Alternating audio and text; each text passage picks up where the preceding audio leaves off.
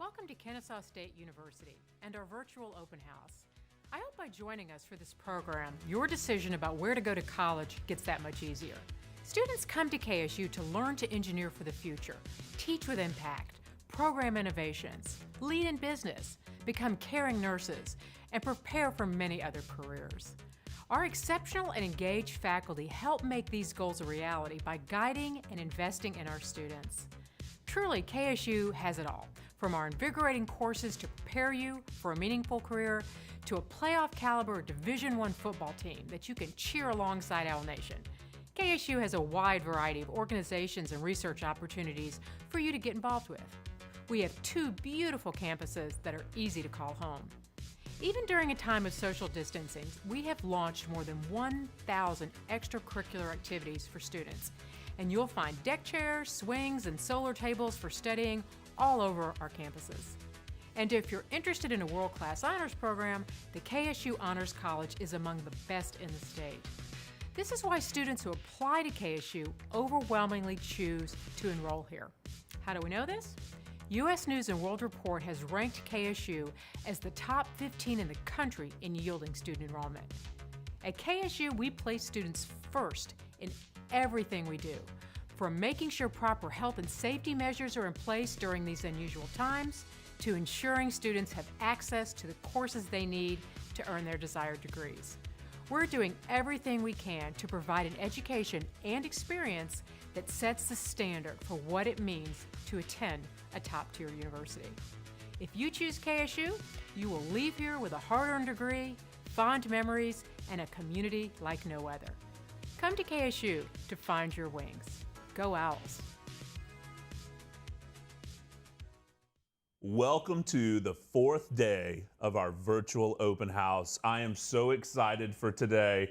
One of my really good friends from the KSU Journey Honors College are here with us today to tell you all about the incredible opportunities that await you within the KSU Journey Honors College. And we even have Rebecca here. She's going to talk about herself here in a minute from the KSU Journey Honors College. She's a student. She's super involved. So everybody's really excited to hear about her experience as well. Want to give you a little bit of a rundown of how today's going to go. So we've got the KSU Journey Honors College up first. At 5 o'clock, we have the College of Humanities and Social Sciences. And then at the 6 o'clock hour, we've got the WellStar School of Health and Human Services. So get ready. Big hitting day, lots of long titles for all of the colleges today, and that's why Jordan always gets tripped up with all the long titles. If you have questions for the Honors College, post them there in the respective chat that you're on. So if you're on Facebook, if you're on YouTube, you can chat with us right there. We have Honors College representatives in there to answer your chat. We've got admissions representatives in there as well. And we will ask your questions live throughout the session as it pertains to what we're talking about in that moment. So if you don't hear your question right away, don't fear. We're going to get you your questions. You're going to have them answered there in the chat. You're going to also have them answered here live during the virtual open house. Reminder, so if this is or maybe it's new for you, if you're just coming on the first day or you've been here all throughout the week, this is our raffle giveaway. Super cool canvas bag, really nice front, and lots of goodies inside.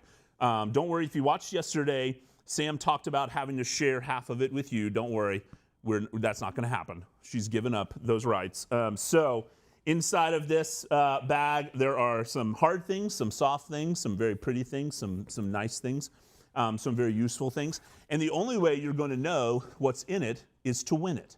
So I just came up with that right now. Boom, yeah. Why I didn't think of that on Monday. So the only way to know what's in it is to win it. It is a heavy bag, so lots of good stuff. And you've got to fill out the raffle giveaway entry. Every session that happens today, there's 3 sessions today, you can fill out a raffle entry for each session that you watch and participate. So go to the bit.ly link that's at the top of Facebook or YouTube and fill out that raffle entry every session. I've looked back through. We have some students that have entered 6 times already, 9 times already. They've been super engaged. They've been watching every session, and there's a ton of them. So we're really excited, and I hope the same thing for you Watch every session, participate, enter the raffle giveaway every time. We're going to announce the winner. It's a randomly chosen winner on Monday, October 26th. So pay attention. We're going to toss it out there on social media. We're going to send you an email, all that stuff. So really exciting. Okay, are you all ready? We're ready. All right, so we're going to let our wonderful people from the KSU Journey Honors College introduce themselves, and then we're going to get talking about honors. Hi everyone, I'm Casey Waldsmith. I am the Communications and Marketing Specialist for KSU Journey Honors College. I also teach here as well, and I'm actually a double owl, so I've graduated from KSU twice now. Hooty Hoo. Hooty Hoo, yep. I got my undergraduate degree in business marketing, came back and got my master's in business administration as well. So I love it here and I'm happy to be here. My name is Rebecca Stahman. I'm a nursing major and a second year here at KSU.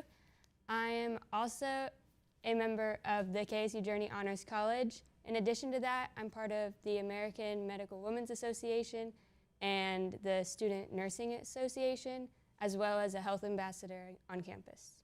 That's awesome. Thank you, Rebecca. We're glad that you're here with us today, and more importantly, glad that you're here to talk to people out in Facebook and YouTube land. So to get us started, Casey, let's talk about just a broad overview of the KSU Journey Honors College. And oh, by the way, so for people that are out there that haven't been to one of our A Day with Honors, one, they're really missing out. I have the great pleasure of presenting with this wonderful person almost every week. It's like every 2 weeks. We usually do it about twice a month. We do this thing called A Day with Honors, where it's come to campus, learn about the Honors College, and then take a tour through the eyes. You get to see campus through the eyes of an Honors College student. So watch out for those. You can sign up for those on the Honors College website if you want to actually come and take a physical campus tour. You get to hear from us again. So it's fun. Thank you. Always a lot of fun. I appreciate you saying that. Yes. Kind words. Yep. Yeah, so I think I have the best job ever, and that is because I work for KSU Journey Honors College, and we have such a unique program. I would say it is probably the most unique program in the nation. So typically, to give you a little bit of background about honors college programs, typically it's a prescribed curriculum. So it's 24 to 27 hours of courses that they tell you to take.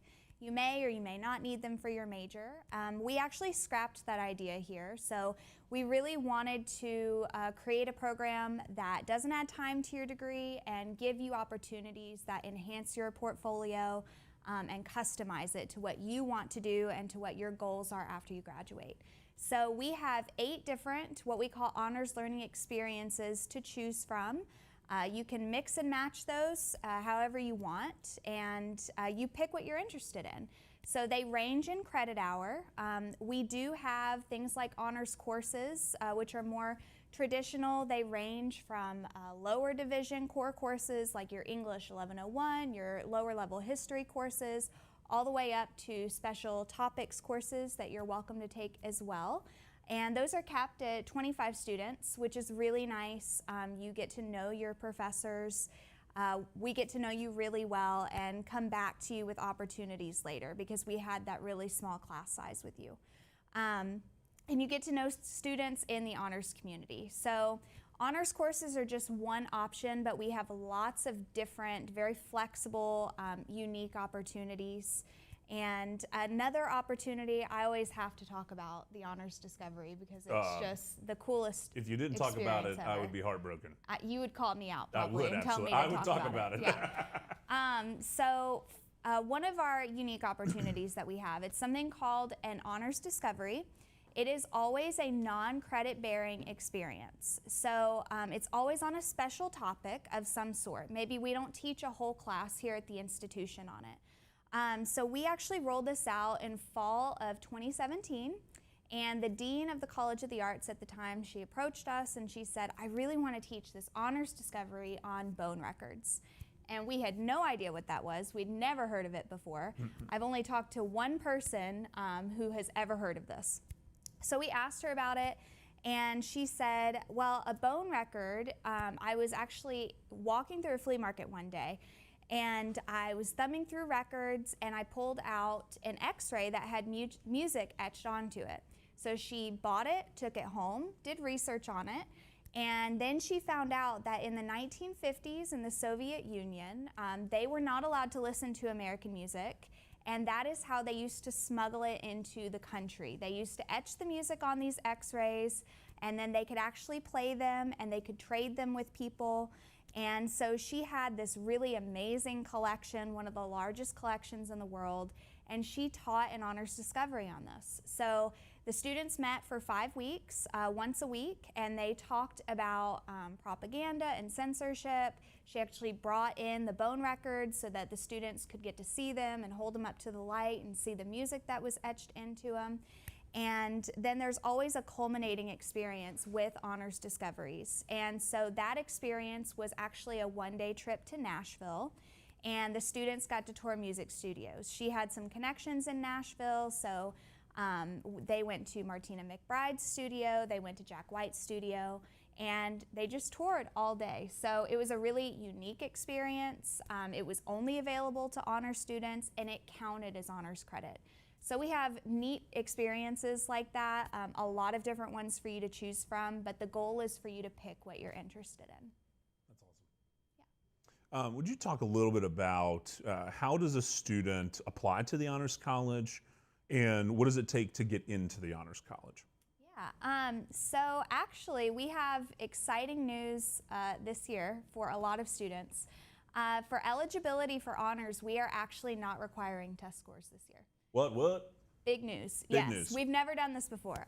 So we are just asking for a 3.5 GPA, and that is as calculated by admissions. And we do have 2 cohort programs that we'll talk about later that have a little bit of a different requirement, but we are not asking for test scores. So to apply, it's very simple. You just go to honors.kennesaw.edu.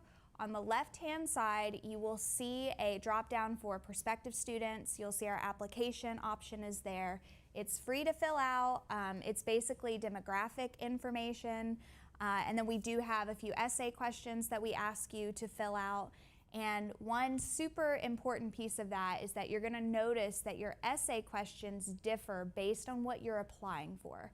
So for example, we have 2 cohort programs. One is the President's Emerging Global Scholars Program. If you wanted to apply for that and you click that as an option, you're going to notice your essay questions are a little bit different. And that's going to be the same for just the General Honors Program, and then the same for Great Books as well. But it's very easy to fill out. Nice. Rebecca, I want to talk a little bit about how did you end up in the Honors College? And what are some of the things that you've been involved in your time so far at KSU? So I got involved, or I applied to the Honors College because of priority registration, and I found out how hard it was to get your nursing classes on time, much less get into the program. So that was the main reason why I started. But now that I'm in it, it's a whole lot of fun. I've met so many new people, and I've become close with so many professors. I love the events. It's because KSU organizes all of them. Yes. It does such a good job. Like the gingerbread contest in December. Did your group win? No. Oh, bummer. That's okay. And Did you then, eat your gingerbread house or no? No. No, yeah, probably wise.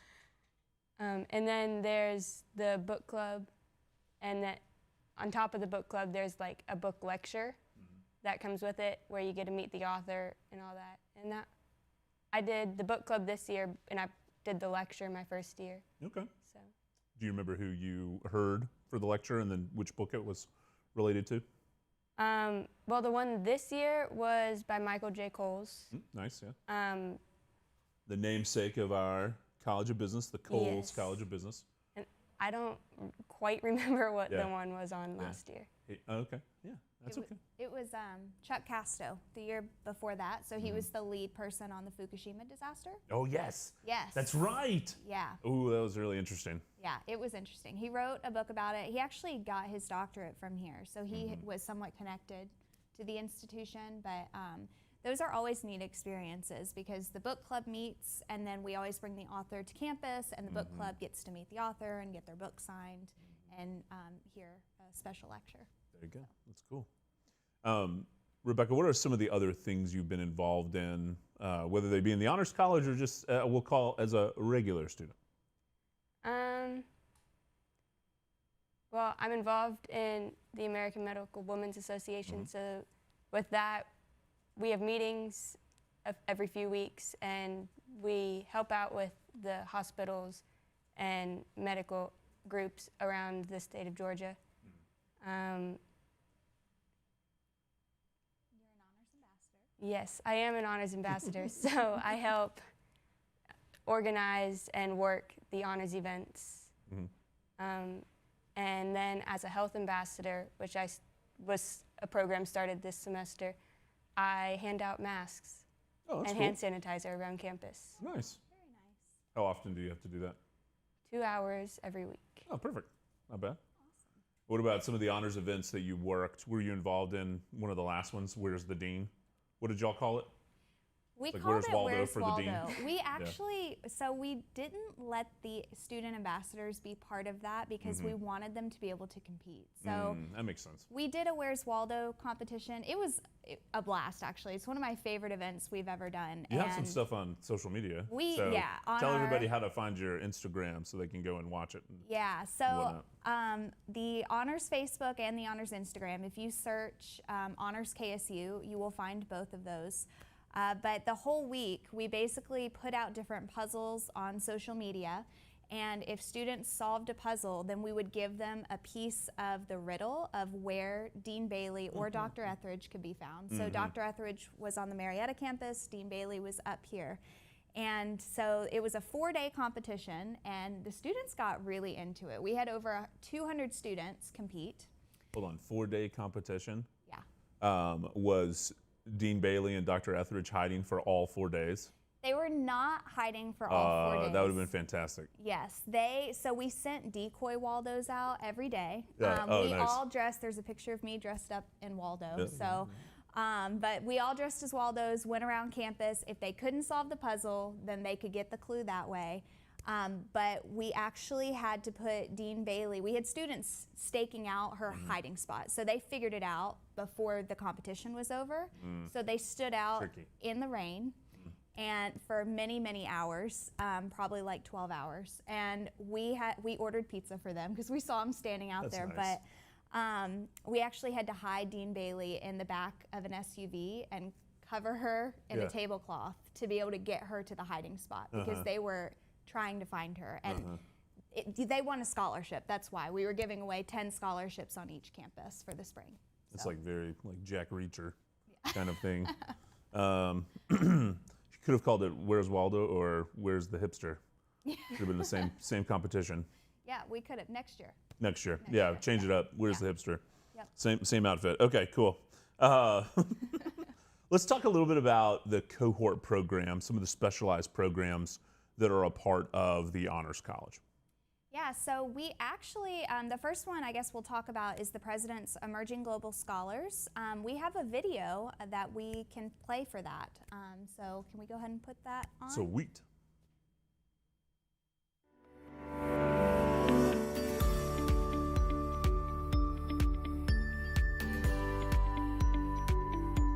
The President's Emerging Global Scholars Program within the Honors College at Kennesaw State University is a very exciting opportunity for students. Students take courses that help them develop leadership skills and a service orientation. In addition, they have opportunities to travel internationally with their professors, and there are now dedicated scholarships for students in PEGS. PEGS, or President's Emerging Global Scholars, is a cohort of the Honors College here at Kennesaw State University. The 2-year program brings together students who are diverse and high achieving and looking to progress their college careers. PEGS courses are so awesome. The first year is so important because you're growing with each other and you're learning how the world works. And then the second year is more about fine-tuning your leadership style. PEG students generally love to get involved in clubs and activities and organizations on campus, so I've definitely learned a lot about Kennesaw State University that I wouldn't have otherwise through the networking opportunities that it does provide me. The trip to Costa Rica was the highlight of my time in PEG till now. It gave me an entirely new perspective on the life and lifestyle of people in developing countries, something that I could never learn from school. So the Italy experience is a once-in-a-lifetime opportunity that the students of the President's Emerging Global Scholars get to experience. And ultimately, what comes out of it is the service opportunities that we get, such as working with Libyan refugees doing a clothing drive. It gave me the realization that even though we had a different background, different nationality, we could love each other and care for each other. We went there with the intention of creating a difference in their lives, but instead they created a difference in ours.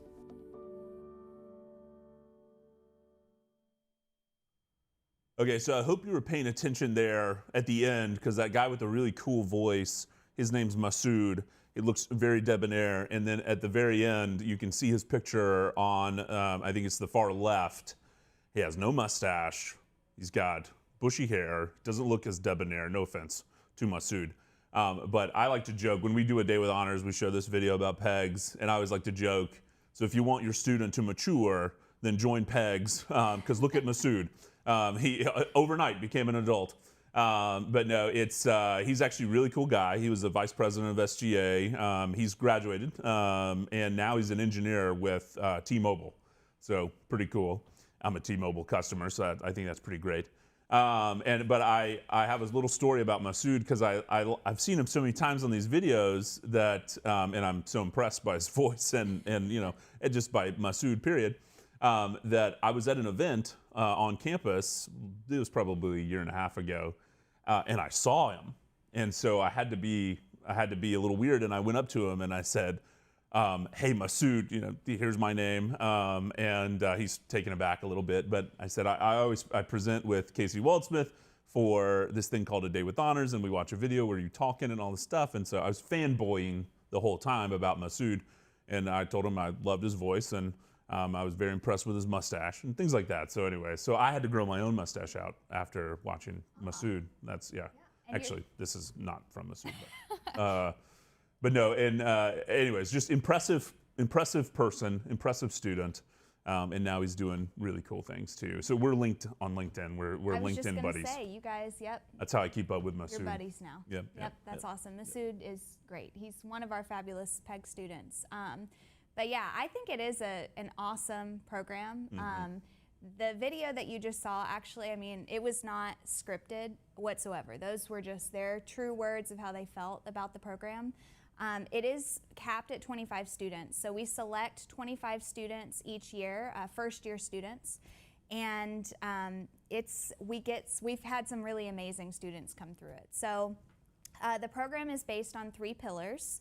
And those are leadership, service, and global competency. So those are the things that the students focus on while they're in the program. It is a 5-semester program, and there are 2 international trips during the program as well. So the first semester, students take a leadership course, typically that's taught by the Dean of KSU Journey Honors College. So they focus on that. Our first-year students who are in that course right now are actually getting ready to put on a professional development night on Monday. Yes, as their leadership project. So they're putting it on for everyone in the college. It's virtual, so you're welcome to tune in if you want. But they focus on that their first semester, and then spring semester is when they travel. They travel to the developing world somewhere. So it's usually in South or Central America. It's been Costa Rica. That's been the past few years. They've also gone to Brazil in the past. So they are looking forward to that. We're hoping that they're going to get to travel this year. And then their second year in the program, first semester, they take an applied civic engagement course. So that's all about service. We really like for our PEG students to serve. So they actually just finished a really neat service project as well. They recorded themselves reading books for a 3rd grade class in Cartersville, and they got really into it. They acted it out, and there was background music. But they donated those videos to that school in Cartersville so that the students would have something to watch while they're at home. That's So, cool. so they do different projects like that during that semester. And then their fourth semester in the program, when they're a sophomore, they travel to the developed world. That is typically Italy, so they go for about 10 to 12 days. They start in Rome. They go to Montepulciano, which is our beautiful campus over there. It's amazing. I was fortunate enough to get to go a couple of years, and it's like living in a dream to go over there. So they do travel there. And then their last semester, they take a course called Developing Your Professional Portfolio. And it's a course all about developing the items that they might need to apply to internships or graduate school or for prestigious awards. They get a whole class on that, so personal statements, resumes, things like that. PEG students do get a scholarship. It's pretty significant. So they get $3,000 while they're in the program. It's $1,000 each year. And then they also get money to travel on top of that. So because it is the President's Emerging Global Scholars, we do get some funding from the President's Office. We also have outside donors who contribute. So the trip to Costa Rica is $350 for students this year, which is incredible. That includes everything, all of their lodging, their food, their activities. They go zip lining while they're there, and their airfare. And then for Italy, it's about $700. So if you've ever traveled internationally, you know that you can't even get your flight for that, but they get all of that. So it is part of the honors application. If you are interested in that program, you do need a little bit of a higher GPA. So it's a 3.7 GPA is what we ask for as calculated by admissions, but it is free to apply to, and it's part of the honors application. Nice. It's just that one application, right? One application. They go to the one application, Yep. check off the boxes, good to go. Yep, we don't even ask for GPA or transcripts or anything. We get all of that from admissions, which is awesome. So nice. So definitely check out PEGS. PEGS is a really cool program, and as Casey said, it's the President's Emerging Global Scholars. That's why everybody shortens it to PEGS. So if you ever hear PEGS, that's what it is. Casey's going to let me talk about the Great Books cohort. One, to give her a break from talking, and two, this is what we normally do for a day with honors. And the Great Books cohort is very near and dear to my heart. My undergrad is in religion. I love the liberal arts and humanities. So I get the pleasure of giving Casey a breath of fresh air and maybe a sip of water, and I'll talk about great books. So one of the things that really interests me in Great Books, and one of the things I really value about it, is it's truly a program for students that are interested in classic literature, in the way that we use historical text, classic books and text to view our world today. So when you look at Great Books, this program was actually started in 1909. It's really more of an idea, but started in 1909 by the president at Harvard University at that point in time. And he looked out across the landscape of higher education and thought that higher education had become too vocational in its training. Now, mind you, this is 1909, so over 100 years ago. And some would argue that from time to time, higher ed is still very focused on vocational training and not as much on the holistic student. So, or the development of the holistic student. And we can be partially thankful for the core curriculum we have today because of ideas like Great Books. So Harvard president pulls together a group of trusted individuals, and they pick out 250 great books from history and decide that they're going to teach their coursework through the lens, through the eyes of those great books. Our program, so this kind of thing spread throughout the United States. It went from Harvard to University of Chicago and on down through all of these highly selective schools, or we would call them highly selective today. And then a lot of honors colleges. As honors colleges developed, both in public and private institutions, they've picked up on this idea. And so our program whittles down those 250 great books down to 150 great books. And you can actually see them on the Honors College website, honors.kennesaw.edu. You can go on there and look at all the great texts that you would learn through the lens of these great texts. And what the Great Books program does, very similar to PEGS, you have 25 students in a cohort. On the application, if you're interested in it, you select that you're interested in Great Books as well, so it's no separate application process. And you're going to take not all of your core curriculum, but some of your core curriculum through the eyes of these great books from history. So an example, if you take an American government class today, most likely your professor is going to use an edited textbook, and there's nothing wrong with edited textbooks. Big, heavy textbooks, right, usually cost around $100, $115, something like that. So you've got this big edited textbook, and you're going to learn about American government through that. Or if you're in the Great Books program, you're going to learn about American government through the eyes of Alexis de Tocqueville. This book was written in the 1800s, and Alexis de Tocqueville is a Frenchman, wrote about American government in Democracy in America. That's the title of the book, Democracy in America.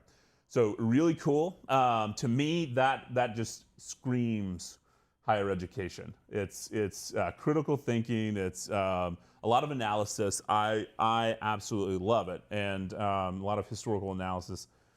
So if that interests you, I would recommend you read more about the Great Books cohort and consider joining the Great Books cohort. Anybody's welcome to apply to the Great Books cohort. You don't have to be somebody in the liberal arts or humanities, but consider checking it out.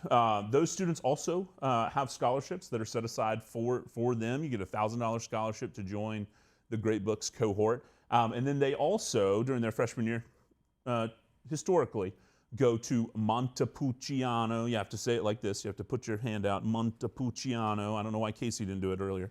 But Montepulciano, Italy.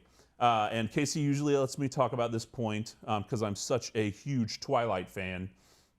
So if you've ever seen Twilight, New Moon, that one, whichever, I think it's the second one. Yes. The third one? Wait, yeah. yes. I'm such a huge fan that I don't know which number it is. It doesn't matter. It's the title. So Twilight, New Moon. And there's a scene where, I think her name's Alice. Yeah. The like clairvoyant vampire. She's driving this beautiful yellow 911 Porsche through some cobblestone streets in Italy. Well, those are our streets. Well, technically it's Montepulciano streets, but anyways, you're leading up to the town garrison, which is our building in Montepulciano, built in the 1100s, overlooks the valley. It's gorgeous. So that you can get a glimpse of what your future could look like by checking out Twilight, New Moon, and you see this whole part. The whole part is like Edward's gonna show himself to the Volturi, the like chief vampires. So that whole town square part and the buildings, those are all our things. Those are our buildings. So anyways, that could be you reliving that scene, 15 years later. Yeah, 18 years later. Yeah, that's right. That's right. Yep. So anyways, cool. Check it out. But no, what a great opportunity. And I talk about this a lot. I usually share that my biggest regret from my undergraduate experience. So a little bit of heads up for you, Rebecca. My biggest regret is that I did not do study abroad. So if you have the chance to do study abroad or study away, as we call it, then please do it. If you've got that opportunity, do it. It's such every student that we talk to, such a game changer in their college experience. So if you join one of these cohorts, you have those opportunities, which is really cool. Absolutely. I didn't study abroad either. I really regret that. You and I together. I know. When I chaperoned the PEG We were studying all the time. What were we supposed to do? We were committed students. Yeah, no. not really. When I chaperoned the PEG students to Italy, I felt like I was, living out that dream that I didn't have. Don't rub it in. Don't rub it in. There was a year where Dean Bailey, I know you're out there, where she teased me with, "Hey Jordan, would you like to go to Italy?" And then, nope. Casey got to go.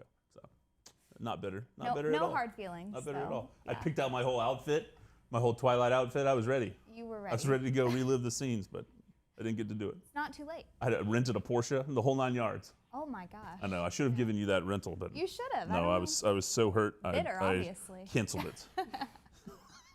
Yep, that's right. Okay, cool. So we've talked about some pretty nitty-gritty things. Rebecca mentioned earlier one of the reasons why she was attracted to honors, and we're not going to hold it against you that this was like the main thing you pull out. It is a big perk. It's a huge perk to have priority registration. And I think especially, and probably some of your peers that are out there that are interested in degrees like nursing, where it's very time intensive, you want to stay on a certain track to be able to graduate in 4 years, so you know coming in, I need to be very regimented, I need to be able to get access to my classes when I want them, when I need them. So that is a huge perk, but there's a lot of other perks. So why don't you talk about some of the perks of being an honors college student? So we have lots of different perks to being in honors. Priority registration is one of them, and it's really attractive to students. The small class sizes are also something that our students talk about constantly.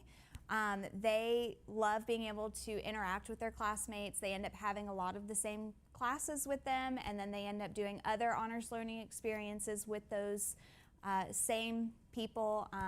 And for example, like our alternative spring break, that counts as an honors learning experience. Those students, it was such a small experience, capped at, it was about 20 students, and they were so bonded by the end of it. They got to serve together, and then they came back and they remained friends after that. So priority registration is huge. These different experiences are huge. We do have an honors learning, a living learning community as well.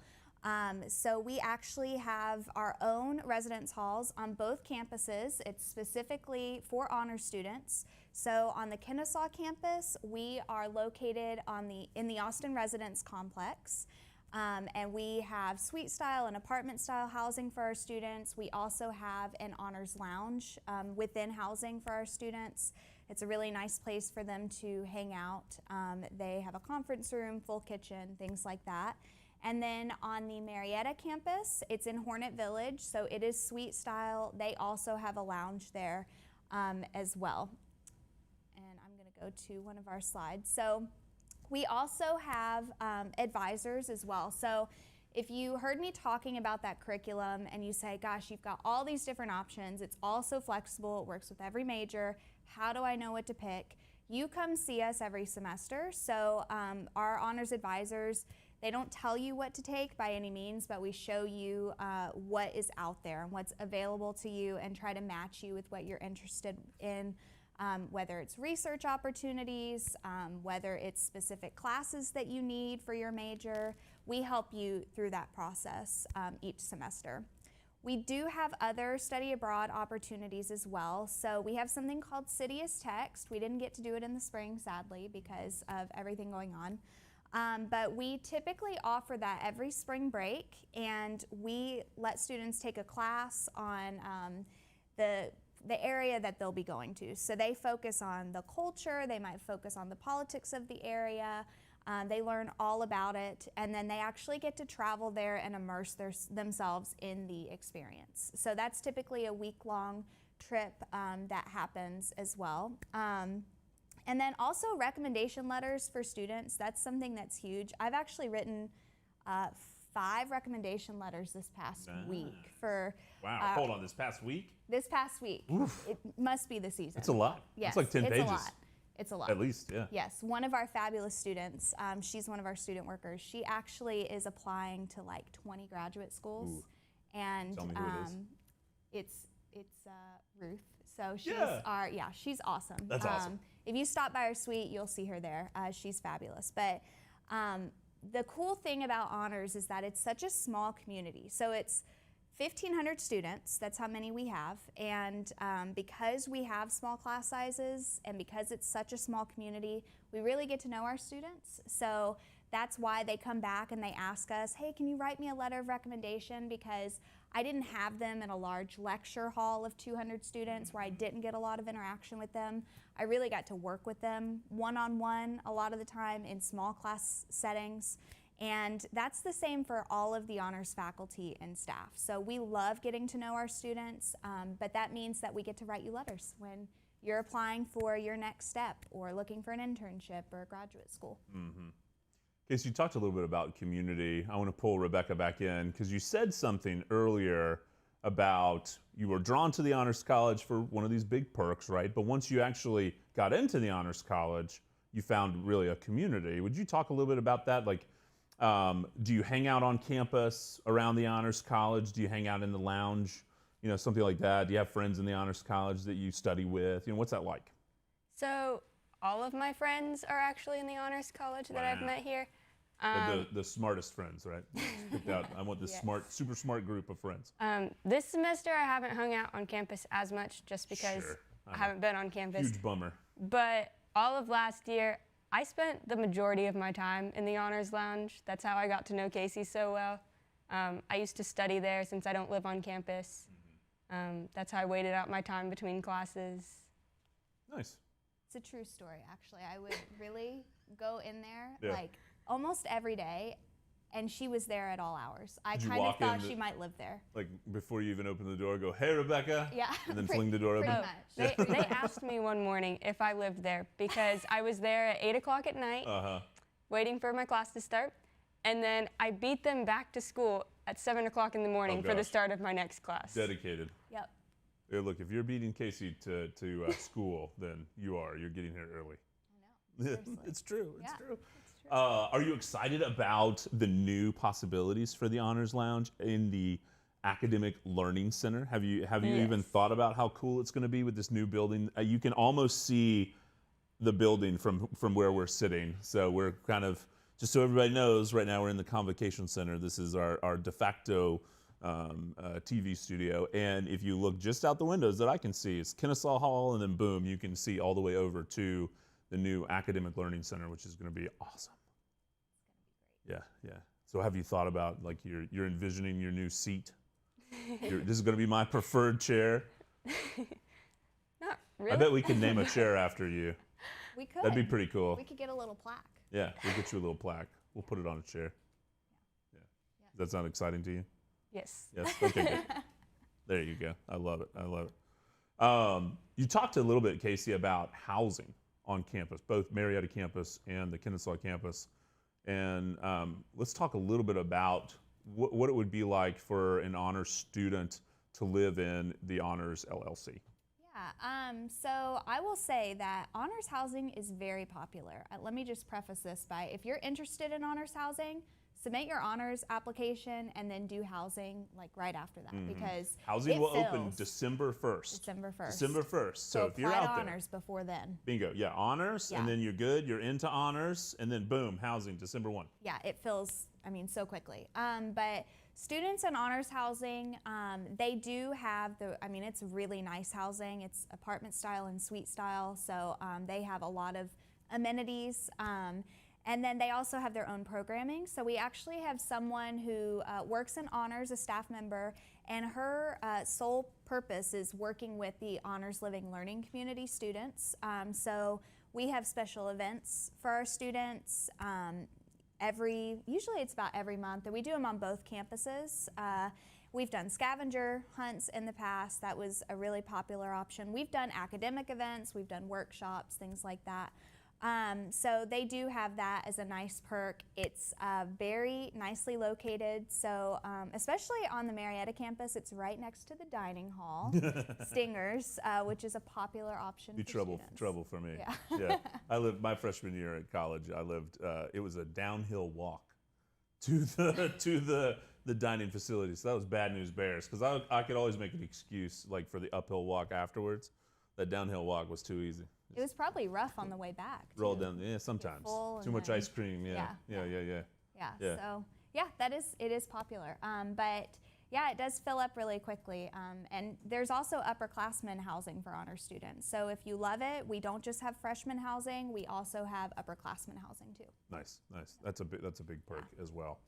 I love that we've got this juxtaposition, I want to say, of the ability to live in honors housing and get really ingrained in the honors community and the KSU community, and putting it in perspective to say we have almost 38,000 undergraduates, but 1,500 students in the honors college. So it's really like this very small liberal arts college within a very large university. So you get the best of both worlds. You get this big name institution, a lot of networking power, a lot of active living alumni out there, Of course, incredible place to go to school, being here in the northern part of Metro Atlanta, 2 beautiful campuses. And then you have this small, close-knit community. And you can have that small, close-knit community living on campus through the Honors College or just living on campus, period. But we would love you to live, if you're in honors, live in honors housing. Or you can be like Rebecca, and you can commute to campus, but find your community here within the Honors College, get plugged in. It's almost like you're too young for Cheers, the TV show, but where you get to come into the Honors College and everybody knows your name. Isn't that nice? Right? That's so cool. So that's for all the old folk out there, all the parents like myself, the Cheers thing. But no grumbling. So I love that, right? That's what you hope for. And I think that it's important to point that out, because people out there, they do hear, wow, KSU has 41,000 students, right? And when you were a student, do you remember how many students were here? I think it was. I'm not trying to date you. I know, it's I like, think you know. are trying to date me. I'm gonna give like, away sorry. the age. No, I think maybe 35. So it's grown a lot since I've been here. You're guessing high. I'm going to tell you you're guessing high. But anyways, yes. Maybe So I'm not as old as you think I am. that could be true, but I know you graduated before consolidation, you're right. so I I know think it it wasn't was less 35. than that. Yeah. Anyways, we'll have our tussle, our work tussle afterwards. And so part of my job, Casey knows, part of my job is keeping up with numbers. Yeah, so even, I mean, what's the difference between 35 and, let's say, 26? You know, what's the difference? So, same difference as 35 to 41. Ooh, you know, or a little bit more difference. But anyways, I think it's important to note, because a lot of times students out there, they're getting messaging from colleges. I know, because I work for them, right? And I have for over 15 years now. They're getting messages from you out there, are getting messages from schools saying you have to go to a smaller school to have a close-knit community. And that's just simply not true. You can have the best of both worlds, which you cannot necessarily have at a small institution, and especially be in a suburban campus, being in a suburban location like we are, with close access to everything. And thinking about Rebecca and the things you want to do, I do want to ask about, what do you want to do with a nursing degree? But I can imagine, and let's talk about it if you're okay with talking about it, that anything you want to do is here at our fingertips. Because whether it's working for a local hospital like WellStar Kennestone, my mom works at WellStar, she's a NICU nurse, been there since I was a kid, or it's getting out to work in Paulding County or Gordon County or Bartow County or wherever, then you can get out a little further and work at a hospital that's out there, or you could do travel nursing. We have plenty of people that graduate from Kennesaw, WellStar, and go on and do travel nursing, you know, all sorts of cool things. And it's hard to get that kind of experience, and to be in a place like this and to be able to study in a place like this and have a cool honors college. You really don't find that at most institutions. So yeah. I think there's also, I actually got this question last week, and I think it is an important question. I had a prospective student and a parent come meet with me, and they were interested, and they said, well, I really want to be part of honors, but there are so many other things that I want to do. You know, they want to focus on their career, they want to focus on other clubs, and that is something you can absolutely do. Even if you're part of the honors college, it doesn't take up, you know, 24/7, you know, all that time out of your week. It doesn't take all of that up. Unless you're Rebecca and you're living here. Yes, well, she's the exception. Sleeping in the honors lounge. No, just kidding. Just teasing Rebecca. Yeah, but I mean, you can still, honor students are the busiest ones on campus. I mean, you hear about what Rebecca's involved in. Our students are involved in so much.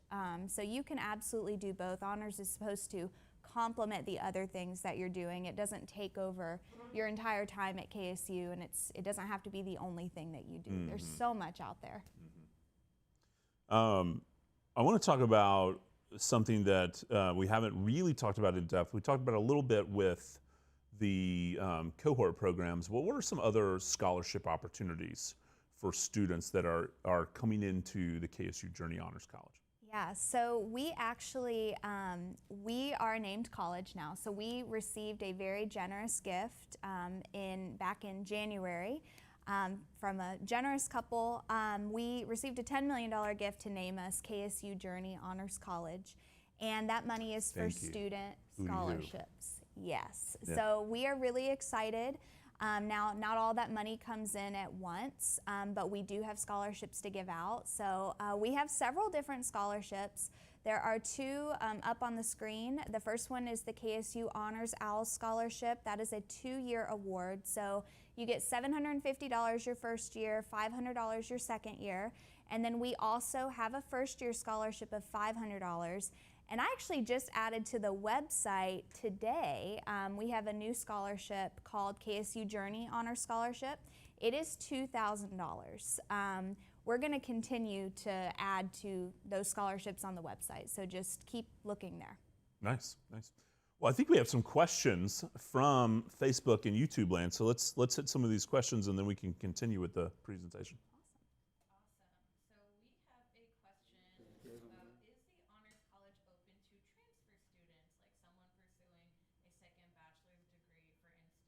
Nice. Yeah, absolutely. So we actually have what we call different designations in honors. A designation is actually what you're earning. So when you graduate from KSU and you were in honors, you earn this designation. It goes on your transcript, it's announced at graduation. We actually have a special designation just for transfer students. It's called Honors in the Major. So we ask that you have about 45 to 60 credit hours left before you graduate, or 4 semesters, and we would welcome your application, absolutely. Nice. Kiani, hit us with a question. So, good question here. What part of your coursework are honors college courses, and what part of your major Wait. are honors college courses? If the mic was off, sorry. Repeat your question. I got you. What part of a student's major are honors college courses, and what part of their prereqs are honors college courses? Nice. Ooh, I love this question. That's up to you. So that's the beauty of this flexible curriculum that our dean brought in and created. You get to choose. So if you want to take honors courses every semester, you are more than welcome to do that. We don't have a requirement that you have to take, for example, 15 hours of honors coursework. So if you want to take an honors section of a course because it's smaller, and those courses are also discussion-based, so it's the same content, it's just in a discussion-based format rather than a lecture. If that interests you, you might want to take all honors courses to fill your prereqs and then take some special topics courses that might count as electives. But you also don't have to do that. We have a lot of students who come in with tons of dual enrollment credit or AP credit, and maybe they've already gotten credit for those lower division courses. So in that case, you would not have to take them. It's up to you. Nice. Good. Yeah, you got another one? Cool. Yeah. What have honors students said is their favorite part of the honors program? You know, I've heard a variety of different things. So I've heard students say the events, because it really gives them an opportunity to get to know people, and we go all out for our events. So we're actually hosting a fall festival next week, and we bought 3,000 pieces of candy. The whole suite is full of candy. What kind of candy? All kinds. We've got chocolate candy, we've got fruity candy, we've got popcorn balls. What's fruity candy? Fruity, you know, like Laffy Taffy. That's fruity, right? I'm questioning your definition of fruity candy. I'm I just a need to know chocolate how soon I need to come over to the honors office. So That's what I'm trying to you should gauge. come before the event. Okay, thank you. Before the Yeah, event. I'll do that. Tuesday would be best. Tuesday, I'm there. If we don't I'm need there. it before you get there. Okay, Because okay. the staff, I'm not going to lie, the staff and faculty Well, have I been will say partaking, this: so. anytime I have come over for meetings with the Honors College, there's always some like goodies. Somebody's made something? Dean Bailey's made some like really cool homemade something, or there's like awesome candy, not like cheap candy, like awesome candy, like Kit Kats, Yeah, they like say, Twix. Yeah, they Good say candy. that quarantine, like most people gained weight. I might have lost I've been weight in quarantine because my whole life.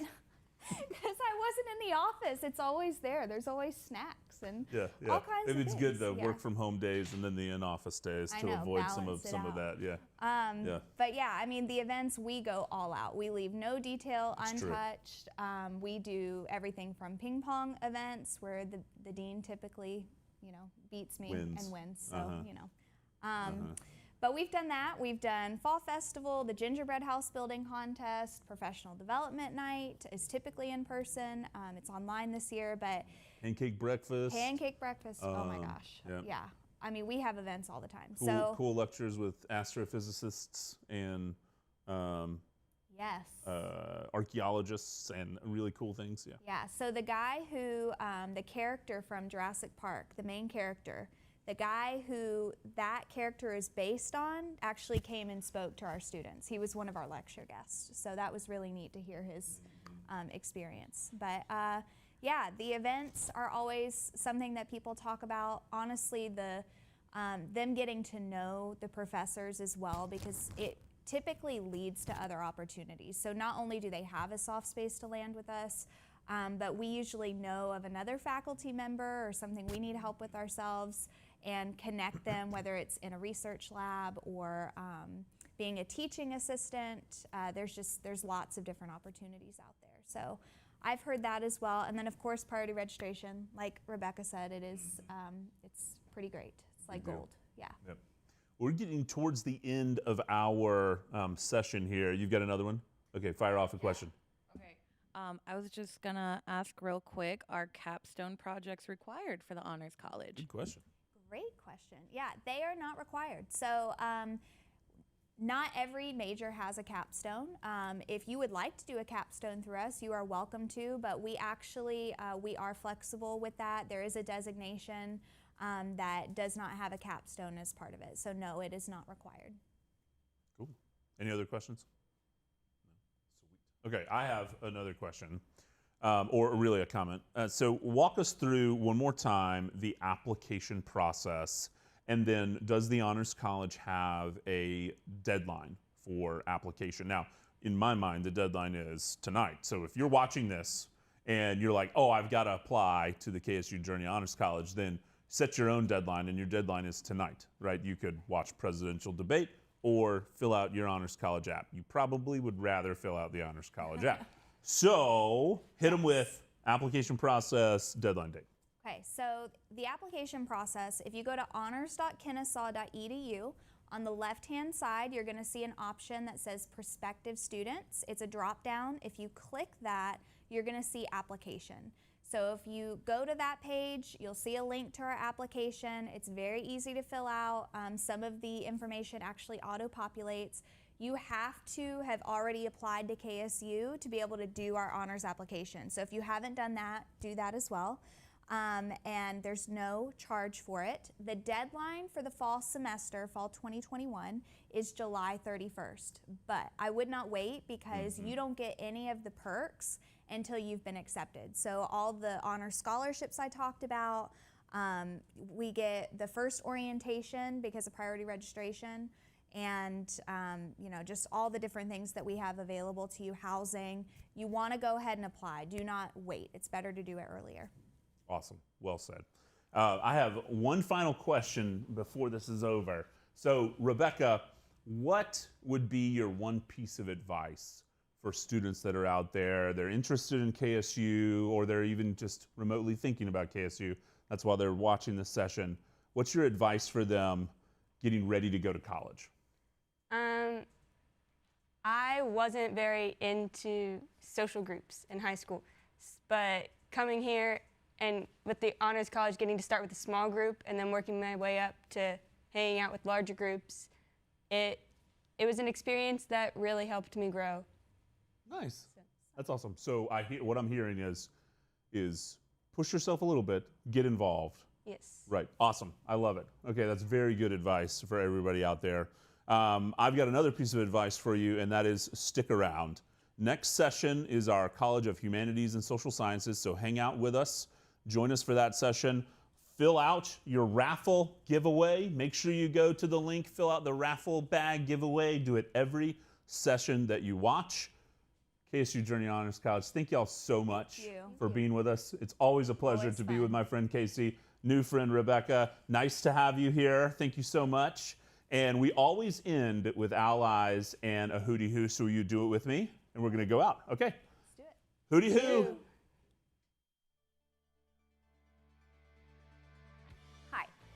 I'm Dr. Mary Lou Odom, and I direct the KSU Writing Center. In the Writing Center, we do what our name suggests. We help you write. But that means a lot more than you might think.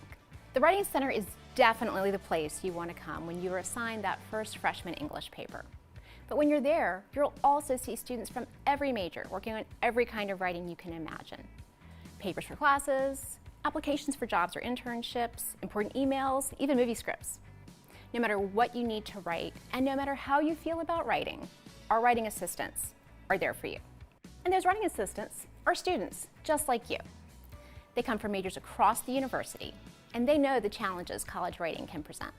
They work with you one-on-one, whatever you need, whether you're stuck coming up with a topic or you want to polish a final draft. Our goal is to help you figure out how to make the most of your own writing process and your own writing style so that you become a better writer overall. Annually, more than 8,000 individual sessions take place in the Writing Center. And every year, we survey those students, asking for anonymous feedback on the help they received. Here's what they have to say. Consistently, over 90% of students say they are satisfied or very satisfied with their Writing Center experience, which is probably why we've been repeatedly named Best Help on Campus by the Sentinel newspaper's annual poll. Now, if you're wondering how much writing and the Writing Center really matter if you're, say, an engineering or nursing major, consider this. A 6-year national study found that freshmen who used Writing Center services in their first year had a higher cumulative GPA and higher overall graduation rates than those who did not. Improving your writing ability also matters well beyond graduation. In the most recent annual survey, the National Association of Colleges and Employers found that written communication skills were the most important quality sought after in recent college graduates. But because we know one of the best things about college is meeting people and exploring old and new interests, the Writing Center offers clubs and events on both campuses to spotlight the social, non-academic side of writing. Visit our website to learn more. And while you're there, check out our workshop series and our many instructional writing handouts. You can also easily schedule your first appointment with us using our online scheduler. During your first few weeks on campus, I hope you'll come to the Writing Center to get started early on a paper or just to see a friendly face. Remember, everyone writes, but in the Writing Center, no one writes alone.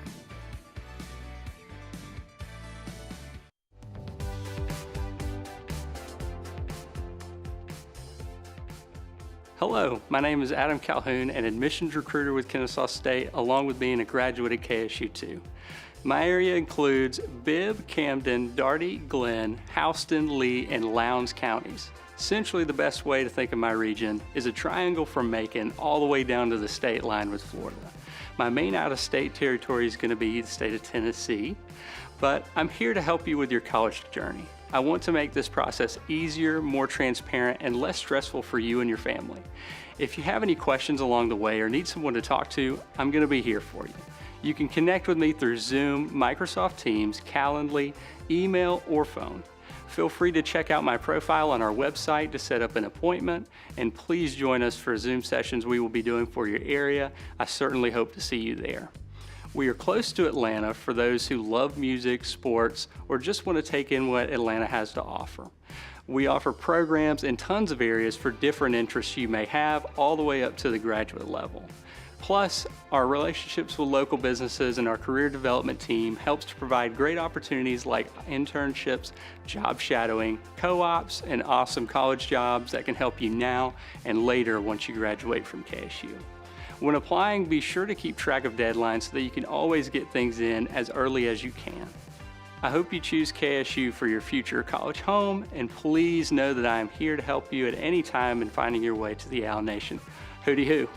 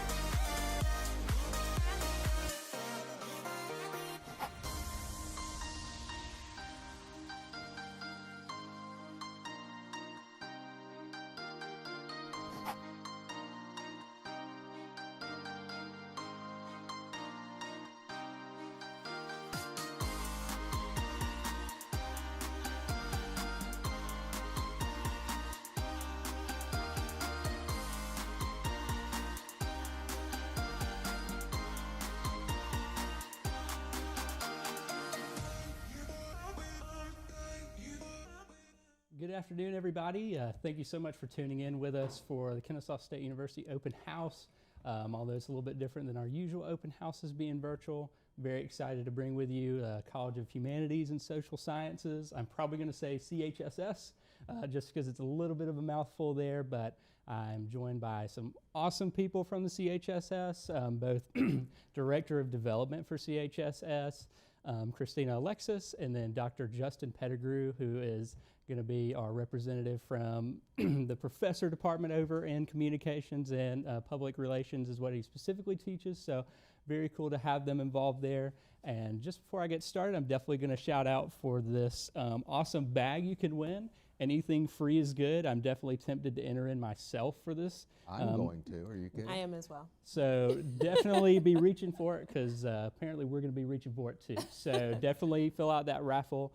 Be sure to try to win it. There's a bunch of cool stuff in here. Like I said, very much the envy for all of us here on the set as well as everybody here just in general. But thank you all once again. And then for both of our guests, if they wouldn't mind introducing themselves for us in a little bit deeper of a manner.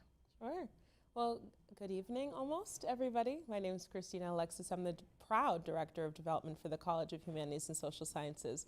So a lot of times people think development and they get scared and run the other direction right away. Do not worry. My job is not just to ask folks for money. Our role is really to build capacity for everything that this college wants to do on behalf of its students.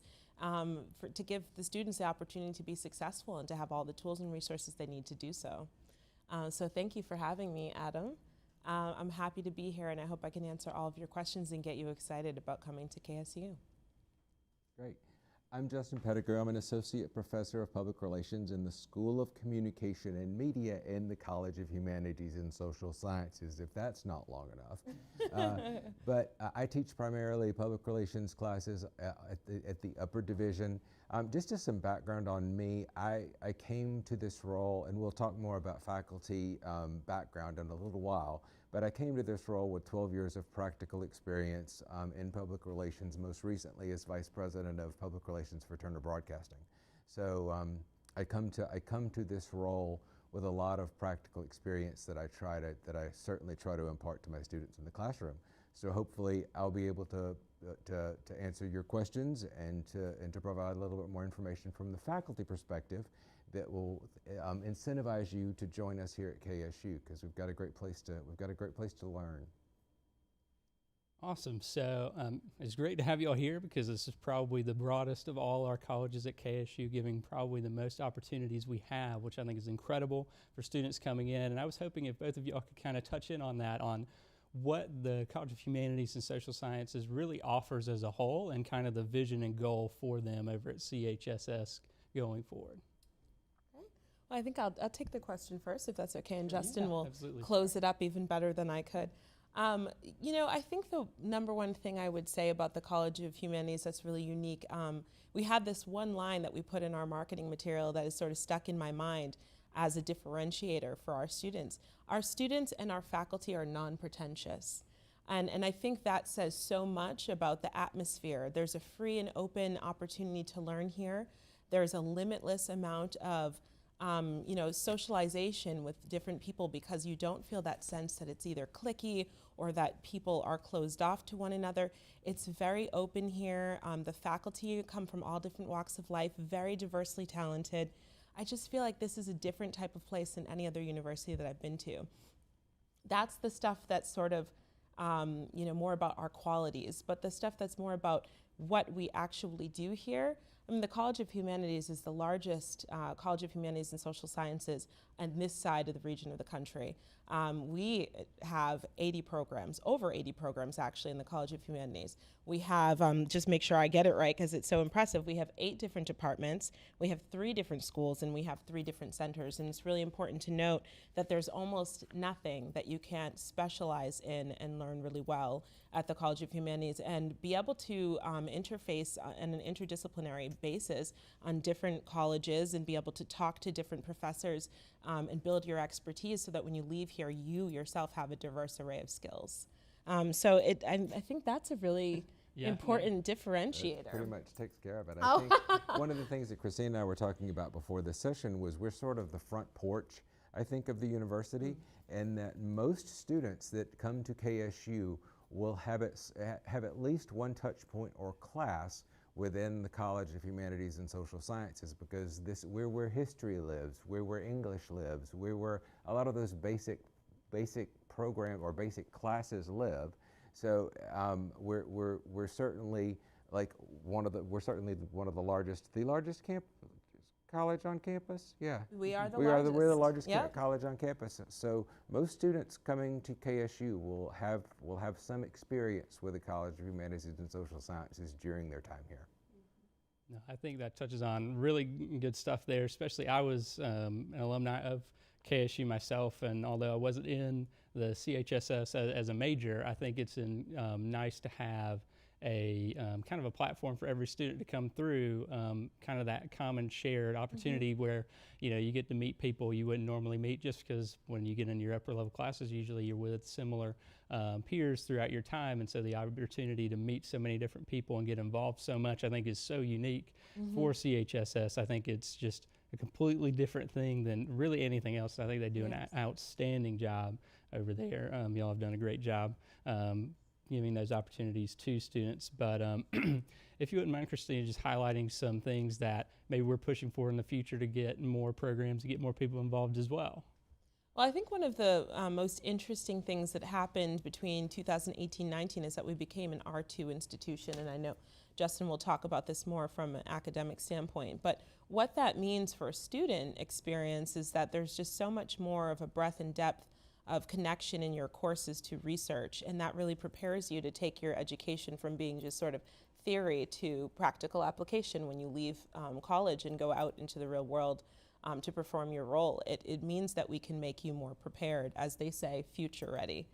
So I think that is a really important differentiator for where we're going, and something to look forward to for undergraduate students to be in a college where there is such a research focus. And shout out to Phaedra Corso and to Evelina Sterling, who are really helping to lead that charge in all of the colleges to make sure that our work is as research informed as it is academic and pedagogical. If I can add to that, I think sometimes when we start talking about the research aspect of the university, I think it causes a lot of students to either cringe and a lot of parents to go, oh, why should I care?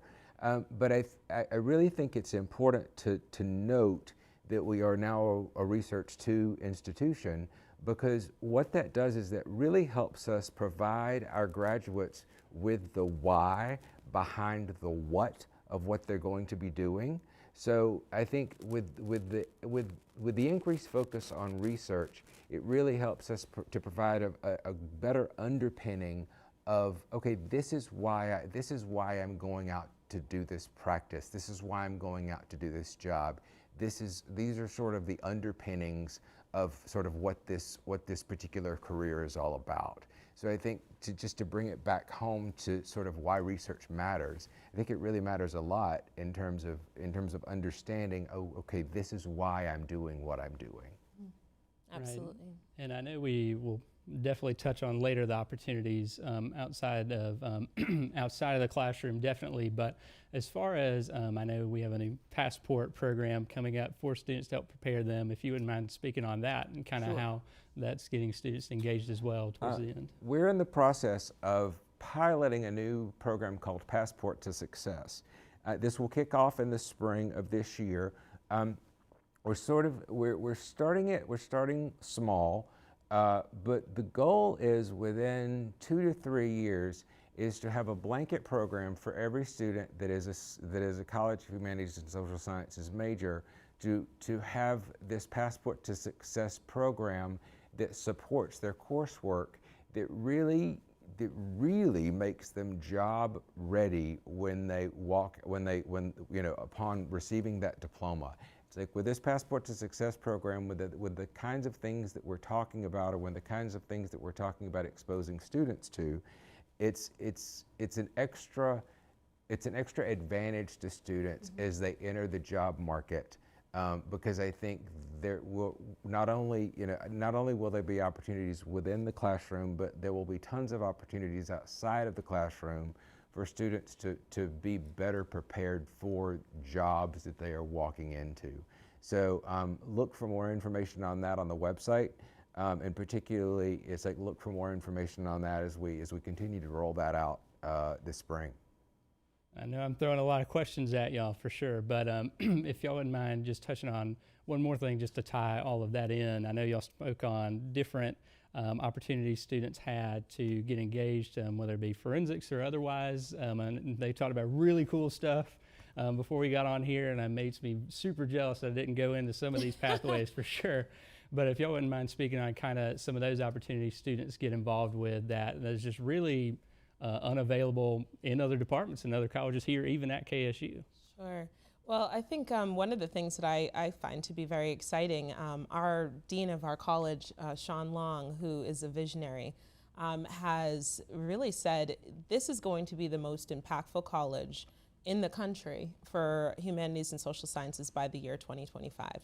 And that declaration is not something that we're making in an empty way. You know, we're walking the walk. I think right now the most interesting thing is to think about how students are being engaged in conversations solving real world, vexing social issues. And we're seeing of this generation that what's important to them is to solve the challenges that are happening throughout the country and throughout the world. And we're engaging in those conversations. And you know, the great example that you know, Sean Long always gives is that you can't solve problems without a social scientist or a humanities professional in the room. There's a different lens that we are able to look at things through because of our training that really offers a humanistic and really well-rounded decision-making at the table. And so students are getting that edge, as Justin said, that they're not going to get at other universities and colleges. With respect to all of the other colleges in our network, we do think that we are differentiated in that way. Absolutely, and I know you both talked about, you know, how strong we are, and certainly it's eye-opening for me to always see we always seem to have programs and colleges that are always doing well in comparison, not just locally but nationally as well in terms of what we offer. And if y'all wouldn't mind maybe touching on that and what y'all know we've kind of grown into from what people maybe perceive about our CHSS and really the truth about it and how strong it really is in the programs that we offer. I think I've been at KSU. This is my 6th year at KSU, and one of the things that is really, I guess, has really impressed me about and has made me very proud to be a faculty member at this university is that I don't think we just talk about being a world-class university. We actually are a world-class university.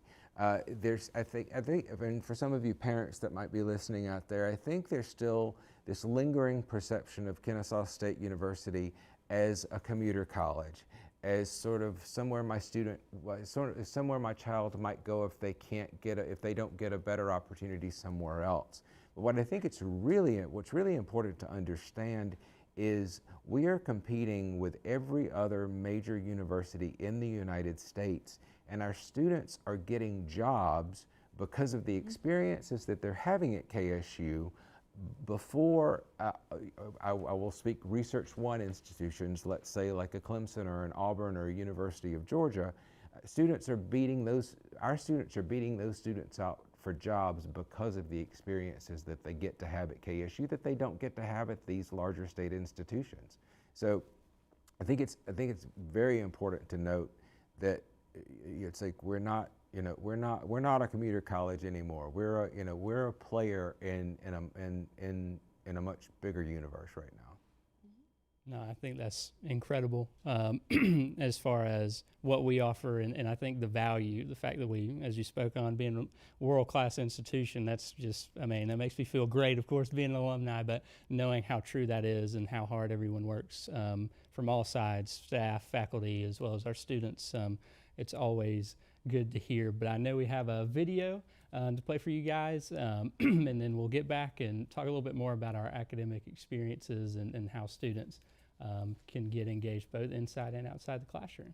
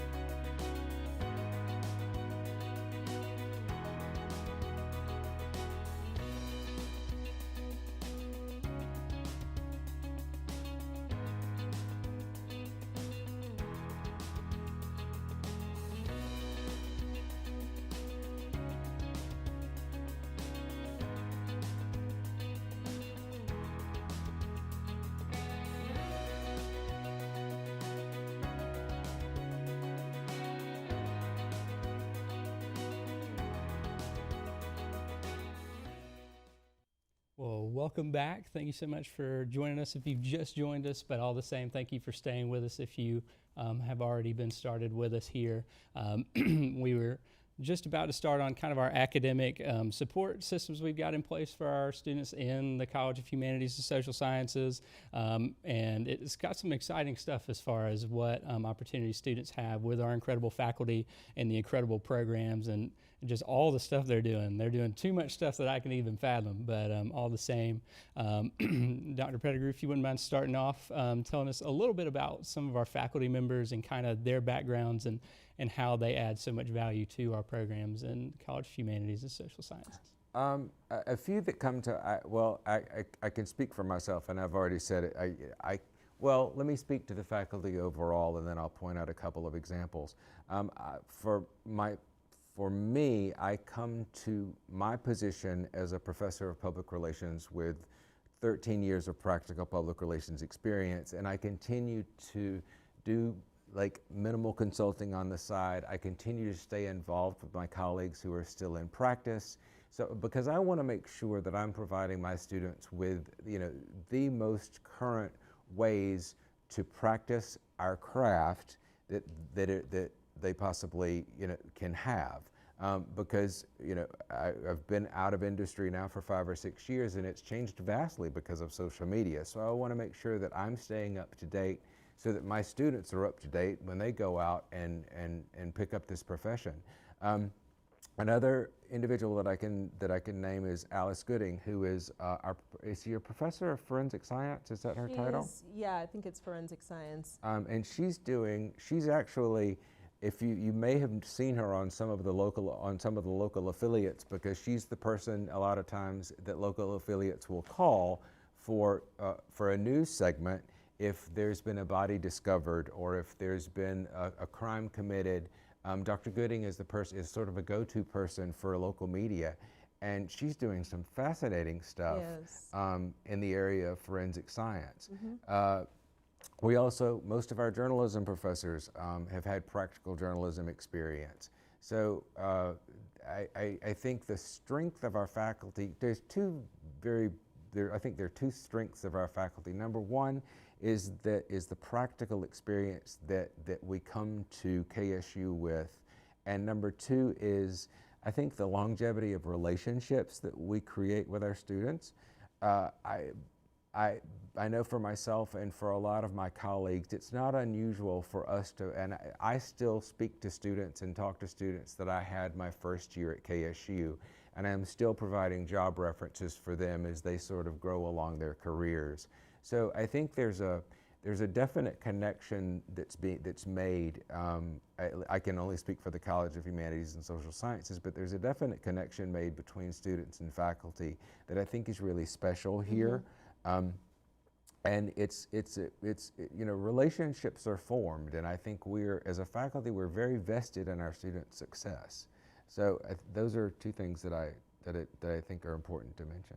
No, I think that helps craft what I think is one of the best college experiences anywhere that we have at Kennesaw State. And I know y'all touched on it. It's just kind of different here at Kennesaw State because we do have that world-class faculty and overall program offerings, but I think it feels a lot more like home, And that's the thing at Kennesaw, I think, is the biggest thing for me, biggest selling point for me, period, was it just really feels like home. And I think that the ability to have professors that maintain those relationships, those connections, as well as bringing in that more practical experience, which I think is certainly a calling card for a lot of people at KSU, really helps to bring even more value than just the academic side of things. And I think certainly that's a great point to make in regards to why coming to KSU, even if it's just the faculty and staff. I think that's such a great point to make there, but also that experience they can get is incredible. And I know, Christina, about, especially through our forensics program, some stuff they do, all sorts of cool stuff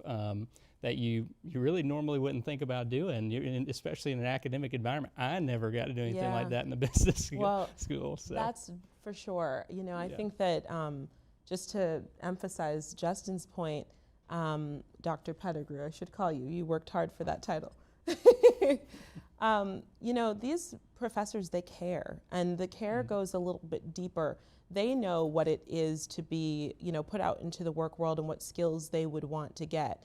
That whole saying of those who can't teach doesn't apply here. No. We have faculty who have been tremendously successful and still are in their own right in their careers.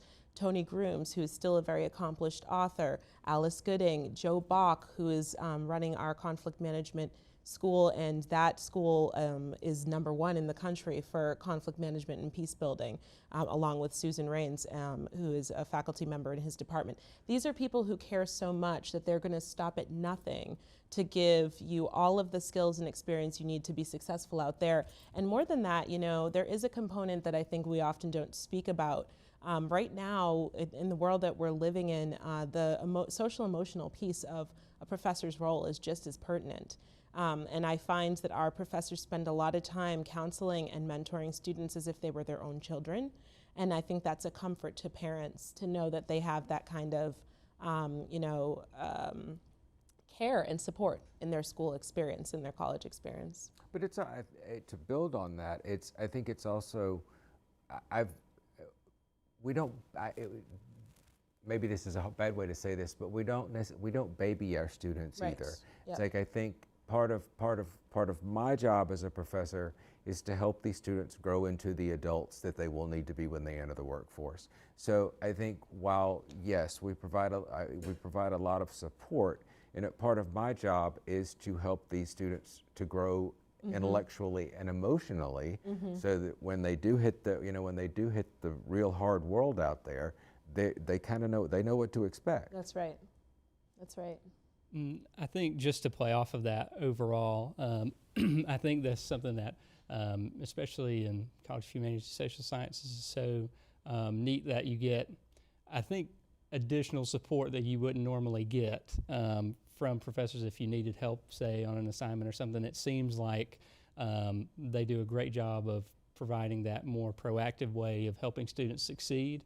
Maybe not in the traditional sense of tutoring necessarily, although those are available, but also with different opportunities. We have multiple centers through our College of Humanities too, which I think is just giving you more opportunities than you usually would find, I think, to help craft you into the person you're going to be in your career field. Could y'all certainly speak on some of those opportunities too? I will say we have a fantastic writing center, and it's a center that students, I always encourage my students to go, because I think the writing center in the College of Humanities and Social Sciences is I would put it up against any other writing center in the country. And I forget who heads it up. I'm sorry, I'll have to look that up and Let me search my mental Rolodex while you keep search talking. your mental Rolodex while you talk about that. Yeah. So our writing center is top notch. One of the things that I think that I also see that we do is for foreign language. We regularly have foreign language roundtables or brown bags where foreign language students can come in and basically have, well, in the age of social distancing, I think it's probably changed a bit. But we have these roundtables where students come in and practice their language skills, with other students and with faculty. And it's interesting with KSU. I don't think I've ever seen the campus quiet. There are things happening on this campus, from 7 o'clock in the morning, through 10 o'clock at night. So it's like the campus is a very vibrant hub of activity.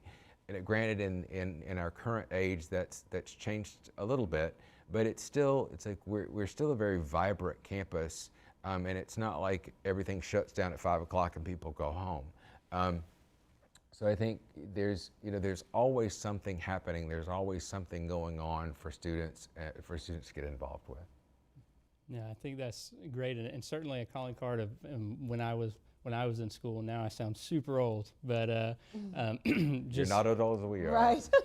I was I thinking certainly that. feel it today, at least. But I think I love the opportunity to see, like you mentioned, there's stuff always going on, and especially like you spoke on having roundtables with language. We often don't necessarily think of the fact that we have students from 90 plus countries here, and have so many different groups engaging on campus, and the opportunity that we provide through that with people who can speak many different languages to get together and get involved, I think is such a great thing and such a strong suit of any institution, but certainly here at KSU to offer that. I think, there's always something going on over there, whether it's be students working on projects or they're in a group doing something like that or with an organization. I think it's one of the one biggest calling cards, things I remember more than anything, going into a history class and seeing that there were two different groups meeting, one before another class and then the other an organization meeting in the other room at 8 a.m. And for me, I'm not playing a means at 8 a.m. But And Adam, I think another important thing to mention as far as that goes is,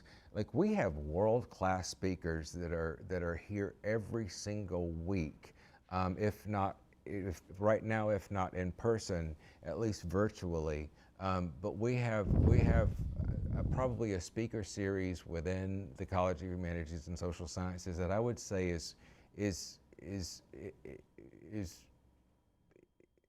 amazing to me, some of the people I think that we get to come in and speak, or to do virtual speaker series or those kinds of things. So I think it's important to note that, like, we're constantly bringing in industry experts to talk about sort of what it's like in the real world. And it's like that's also a great opportunity for students to be able to make a contact and to add to their LinkedIn contacts and to say, hey, I remember when you came to speak at KSU. What can you help? What can you tell me about the job market right now? Endless opportunities for networking.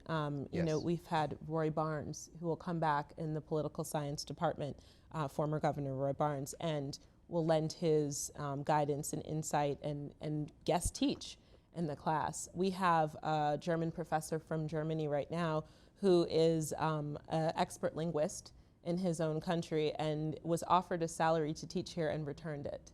And is teaching of his own volition because he's so passionate about this institution and about being here to teach the students and to bring the knowledge that they deserve and need. So we have a lot of dedicated people who are very talented and who want to just see these students be successful. And it was a significant loss to us. Rhubarb Jones, who was a local DJ for You're asking me to be your memory today. Horrible. This is bad. I'm horrible with my details today. But anyway, Rhubarb Jones was a very well-known radio host in Atlanta, and he called us up one day in the School of Humanities and Social Sciences and said, hey, I want to come in and teach your students what it's like to work in radio. And for the time that he was here, he was fantastic, and it was a terrible loss when he passed away a couple of years ago, because I think he was yet another example of someone that sort of just called up and said, hey, let me volunteer my experience and help your students succeed. Mm-hmm. And just as a testament to how special he is, many people throughout Atlanta, industry professionals, they gave funds to be able to create a center in his name. So we do have a radio station and an extension of the Communications and Media School that actually sits here, and I have the placard sitting in my office, and we'll hang it one day soon. And it's really important that those people, to them, that their legacy is left here. And it sounds a lot like y'all are saying that if students want to get engaged, especially in the College of Humanities and Social Sciences, there are always ways to get engaged. Oh, yeah. Which I think is always awesome, to say the least, to be able to have those opportunities, whether it be speakers. I think that's a great point. And then the fact that we are having professionals in their field that are well known in their field come by and dedicate their time to teach students, to guest speak. I mean, that's a huge deal to be able to have those opportunities for students. And I think that certainly speaking with y'all and learning more about the CHSS, what it's shown, at least to me, is that, I mean, they are always trying to get students engaged and involved, and I think that shows a testament of just how hard our teams work over there in the CHSS to provide those opportunities and give the best experience possible. I mean, it sounds like you'll have something for just about everybody over there. That is definitely true. You know, you talk about the champions who wanted to leave a legacy here for the students, and it was important. Long before, you know, this university ascended to the level it's at now, people like Ruth Ann Harnish, who is a former very, very popular television news anchor in the 80s going into the 90s, I believe, gave a significant amount of funding for the Center for Sustainable Justice, Journalism, rather, to be founded. And her whole vision was give the opportunity for students to have like a sort of teaching hospital experience through this center. And that's what they've been doing. And now it's under the leadership of Gary Green. And this is going to be an opportunity for students to really get bylines and to push out their, you know, their vision and their words long before they even graduate. Just too much to even fathom for me, at least. Too cool, to say the least, when it comes to College of Humanities and Social Sciences. But I know we got a quick video regarding kind of a student experience at KSU. So we'll be right back after that, just to kind of highlight some more things, some more opportunities for students as they get closer towards their end at time at KSU, and some opportunities that we know students have available once they graduate from KSU.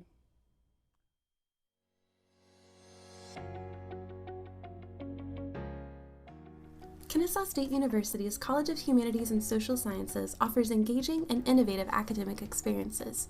But what is life like outside of the classroom? KSU is proud to offer a wide variety of student clubs, dozens of which come from the College of Humanities and Social Sciences.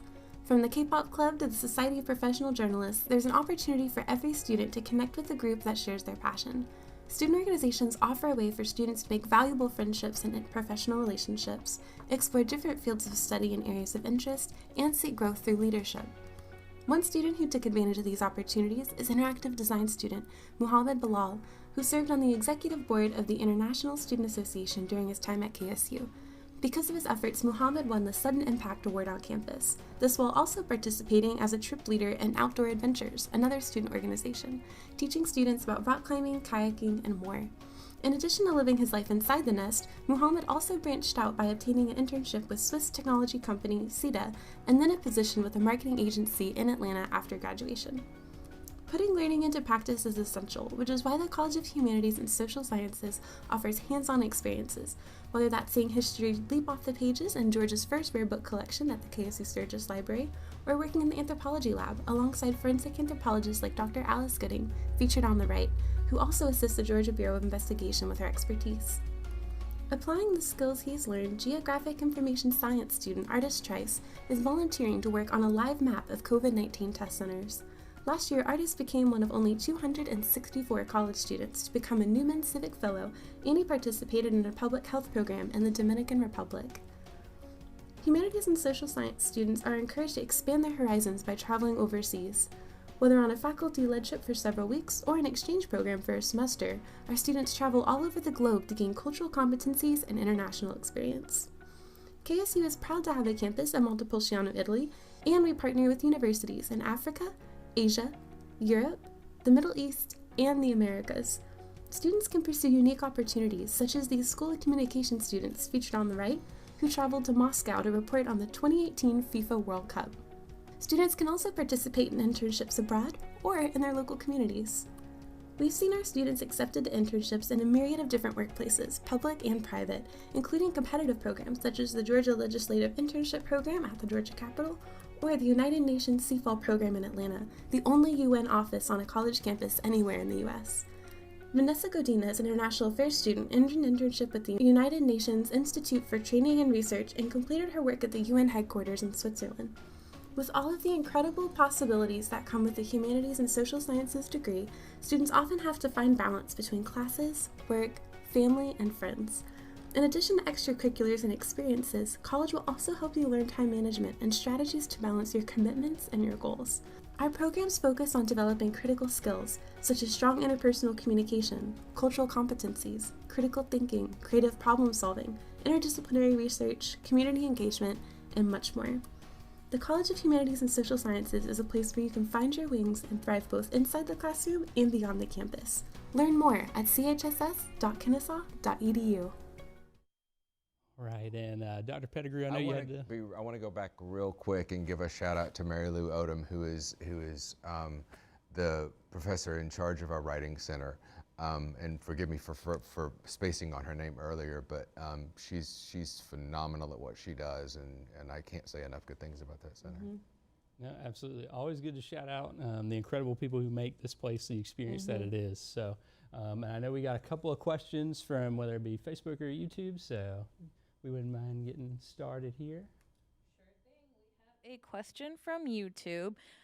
We're asking, what sort of hands-on experiences are there for the technical communications major? Well, that's Laura Palmer's area, and what I'm told by Laura and her team is that there is almost no possibility of keeping our students on the shelf. As soon as they graduate, they're going right into jobs and being asked to, take on pretty high-level positions that pay a pretty good marketable rate.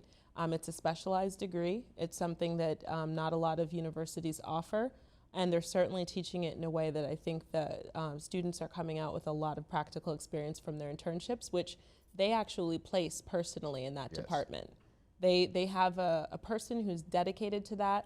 And their staff is committed to making sure that they're matching and pairing their students with the right corporations to get them big opportunities. So there's a lot of hands-on experience in that role. We hope you come. Awesome, thank you. And Kiani? Yes. So this one is for Dr. Pettigrew. So communication majors across the spectrum get this stigma of being a fallback major. Can you speak on how challenging the work can be, but also how multifaceted and well prepared those graduates are for the job market? Well, first of all, I would argue that I think communication is not necessarily a coming from a background in communications, I will say that communications is definitely not a fallback degree. I'm sorry, what was the rest of the question?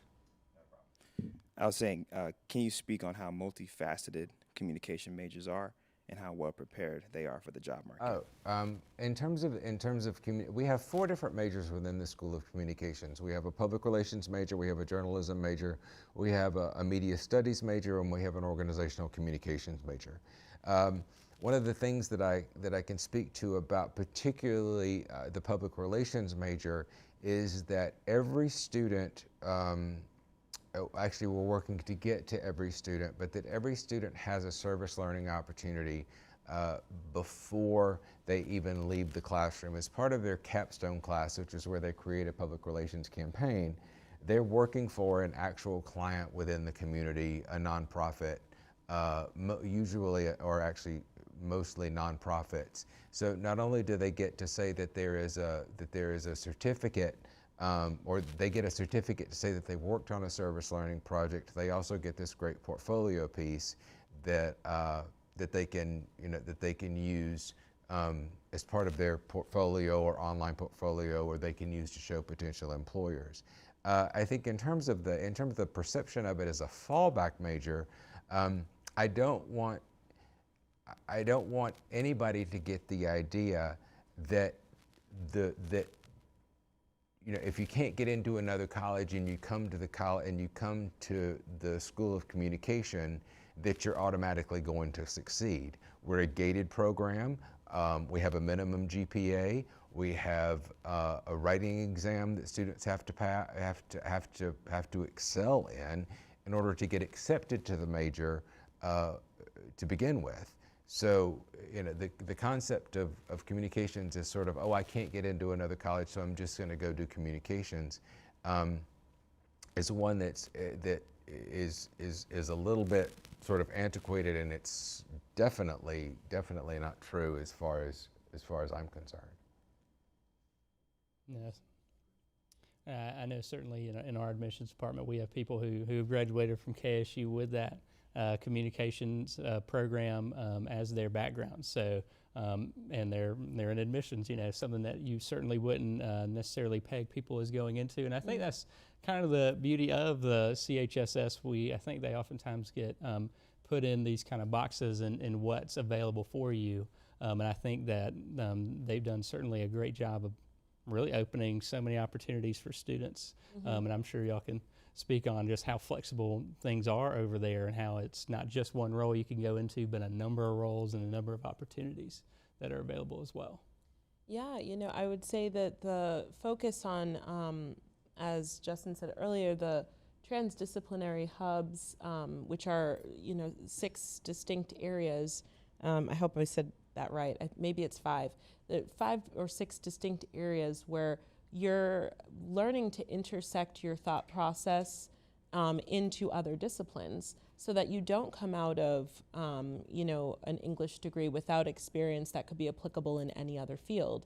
That's why so many of our graduates are able to take, say, a PR degree and parlay it into many different industries or in many different sectors even. I think there's opportunities across, all sort of sectors and businesses for our graduates because they're trained in such a diverse way in terms of the thinking and also the way that the courses are set up and the availability that they have to just sort of take whatever they want and explore. We don't constrain the proportions for our students. I would totally agree with that. And just to follow up with that, I know you mentioned career placement and how they had internships. They had someone directly in some programs. They have people that's their job to help place students in their internship roles, or one of their main jobs to help them do that. And I think that's such an important thing for students to get involved with, if they can get that experience in their time at school. Can y'all certainly speak on y'all's career planning and development relationship y'all have over there? I know they have their own open house for tomorrow. Definitely check them out. But if y'all could speak on how they help interact with students over in the CHSS. I can speak from the School of Humanities. I'm sorry, I can speak from the what am I in? School of Communication and Media.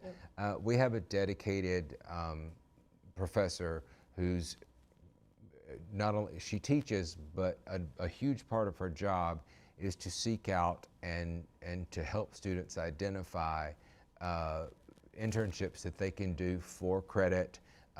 What we're trying to do, and hopefully this will happen. I think we've probably had a little bit of a setback because of COVID. Is we're trying to get more paid internships for our students, because I think that's something that is lacking, and that employers need to realize that when they bring on an intern, they're not necessarily bringing on somebody who's going to, grab the coffee and make the copies, or and send the tweets. It's like, I think they're bringing on an individual who's had enough coursework to understand, to really come in there and do a real job. So one of our big focuses is to increase the number of paid internships that we have. But we encourage all of our students. It's not a requirement of the major, but we encourage all of our students to do an internship. And quite honestly, I think it's one of those things that I will preach internships, until the end of time, because I think it's very, very difficult if you haven't had an internship, particularly in some of our majors, to go out into the world and say, hey, I'm ready to be employed, but I don't have any practical experience. Well, it's like, if you do some internships, and there are plenty of them to be had within our school, it's certainly something that I'm proud of. I'm proud of our internship program, and I think it's certainly a calling card for the school for the whatever I'm in. Yeah, absolutely, and I think that's one of the great things that that really is, I think, important towards being a student-centric institution, which I think we like to pride ourselves on being. The idea that we're not just here to necessarily teach the students, but to help them find success outside of the classroom. And once they graduate, whether that be to go into graduate programs, which we certainly have excellent ones over in CHSS, or if they want to go in the fields directly, I think those options and again, the idea that there are people, faculty included, who are invested in their job is to help them find success, I think is just incredible. I think that's a great selling point for any student if you're interested. I mean, whether it be communications or whether that be English, history, whatever it may be. I think the idea that we put a lot of effort into doing that is such a strong suit for our program, and especially one as highly rated as ours is. I mean, that's awesome. I mean, that we're still that student focused. So I think a really good point there. Nonetheless, but as far as opportunities, once students graduate, are y'all finding that students are having a lot of success in that as alumni of KSU, or do you feel they're able to really pursue what they want to, whether that be graduate programs here or elsewhere, or as well as positions in the field that they study? The career planning and development team actually just convened with me as one of the co-hosts and actually as one of the hosts, and I didn't have you, I needed you. I was by myself on this particular virtual call. It would have been way more fun with Justin, but they had a group of 6 alums who are just the most impressive people I have ever met.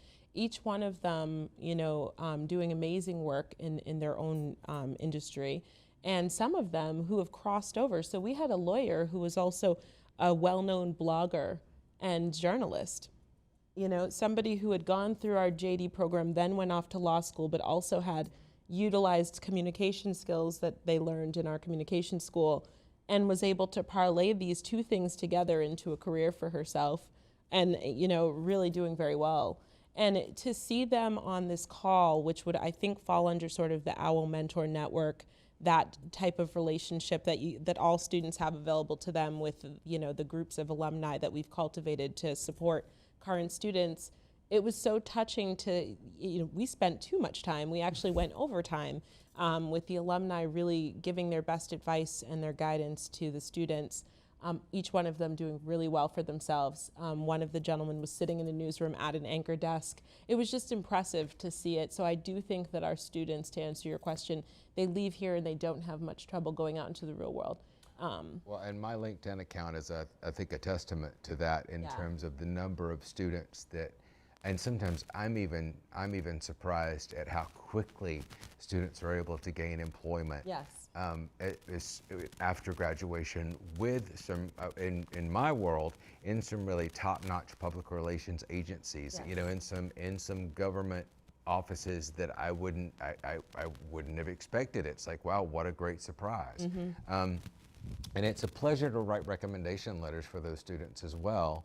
And it's a pleasure to be on a reference list for some of those students, because it's like, because we have that relationship, and I want to think that the biggest part of my job is not only to teach the curriculum that I teach, but to help these students go out and find a job and be a success in the world. So, a lot of times I'll say it's like my primary role is to help my students succeed in the world, and my secondary role is to teach my course material, and my third role is to do everything else I have to do to keep my job. So, no, I think that's a great point, and I think that's one of the things that makes it, as an admissions recruiter, being out in that field, it inspires me with a lot of confidence. The idea that not only do we have great faculty, great staff members here that make the experience so great, but the idea that it is proven successful. Just the idea in general, no matter whether it be CHSS or otherwise, the idea that we're not just telling students it's possible, it is. And we've had people get placed, people go into multiple different fields, and like you say, cross over different industries. The idea that students can really fulfill their potential, I think a great point of going to Kennesaw State is really to find and maximize your potential by coming here. And I think we've done a great job of helping students really fulfill that and find that. But just to hear that we are having success, and it's not just something we're making up, that it's very real people out there that you can see that are KSU graduates and attendees, I think is such an incredible point and easy to talk on because it's so incredible. And on the flip side of that is I have contacts that I've developed at agencies and institutions and organizations around that will email me directly and say, hey, I need an employee. Do you have a student that you would recommend to me, or do you have a couple of students that you could shoot my way? So it's like it works that way as well, and it's like that's sort of a testament to sort of where we are as a college as well. There are some examples here that I just love to share. Thinking about the degrees and how sort of multifaceted each graduate is able to make their degree from College of Humanities. This is interdisciplinary studies. That's sort of an amorphous thing. A lot of people don't often understand what that means. There's a lot of different fields of study in one department is basically what that means. Here are some titles. So Creative Director at Duluth Children's Museum, Vice President of Business Development at Janus International, Victim Advocate at Sexual Assault Center of North Georgia, Instructor of English and Literacy at Cobb County Schools, Director of College Counseling. You can have this all in, all these different people who had the same coursework who came out and did different things with it, and it's pretty incredible. Yeah, I think certainly a testament to just how things are working out for our students, as well as just how much effort is being put in on our end and how student focused we've become. I think it's really an incredible testament to that. But Kiani, do you have any question for us? Yes, and this will probably be our last question. What are popular organizations and societies our humanities majors get involved in?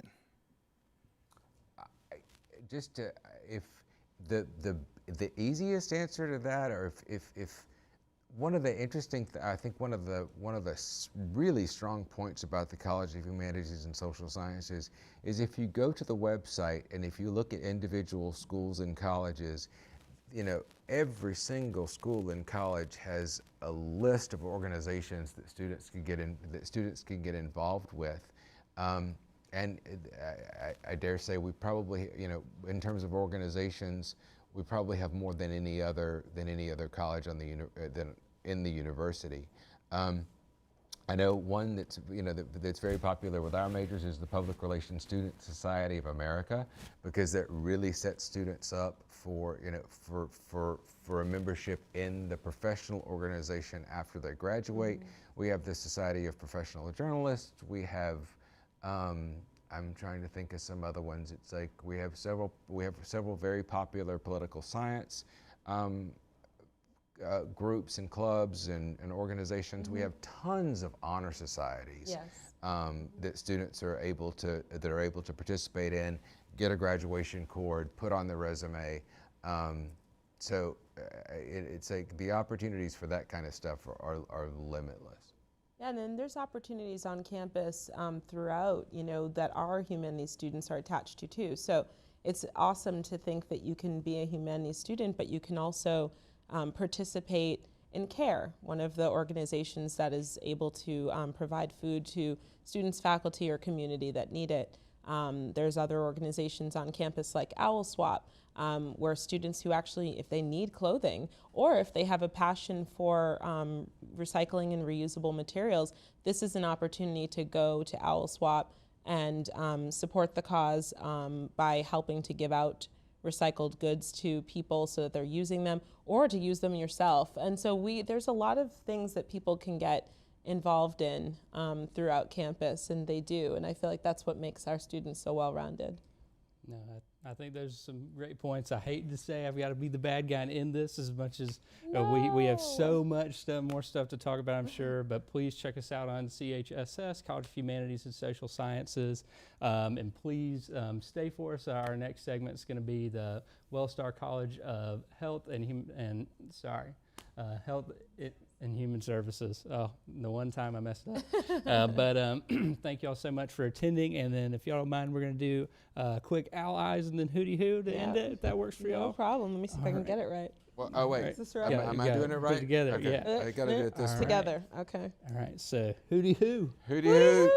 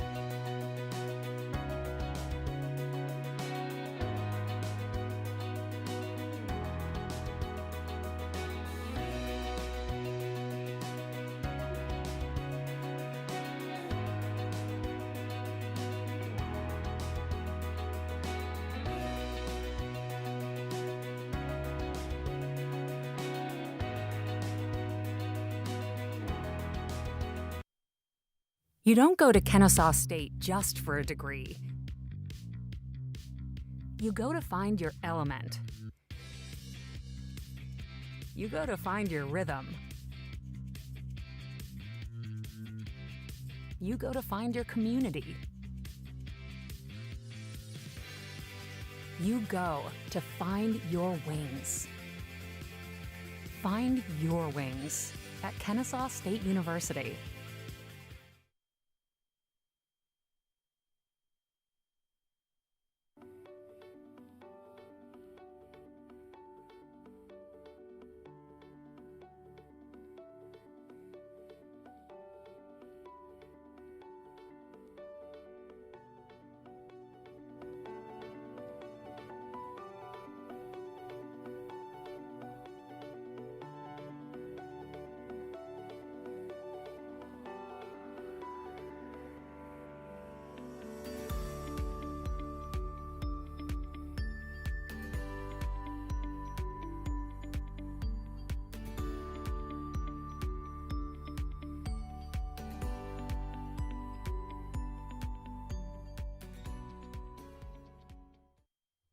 We've been busy at Kennesaw State University, getting ready for our Owl Nation to return to campus.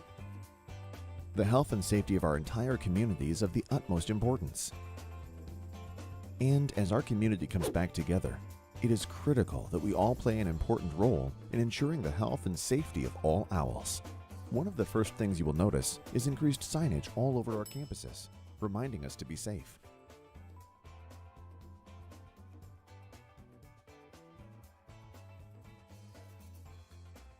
All students, faculty, staff, and visitors will be required by the University System of Georgia to wear an appropriate face covering while inside campus facilities and buildings to protect yourself and others.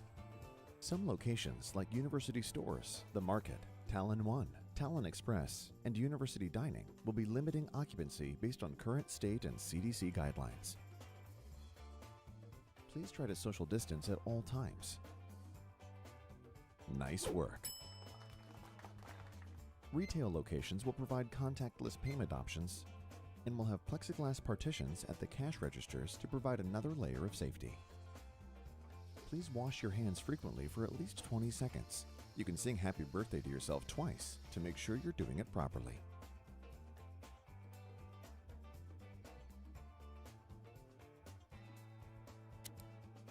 And hand sanitizer stations can be found throughout campus, so sanitize your hands frequently. Cleaning protocols have been enhanced in compliance with CDC and the Georgia Department of Health, and cleaning frequency will increase throughout the day with special focus on high-touch areas. And Scrappy and his classmates will all be wearing masks.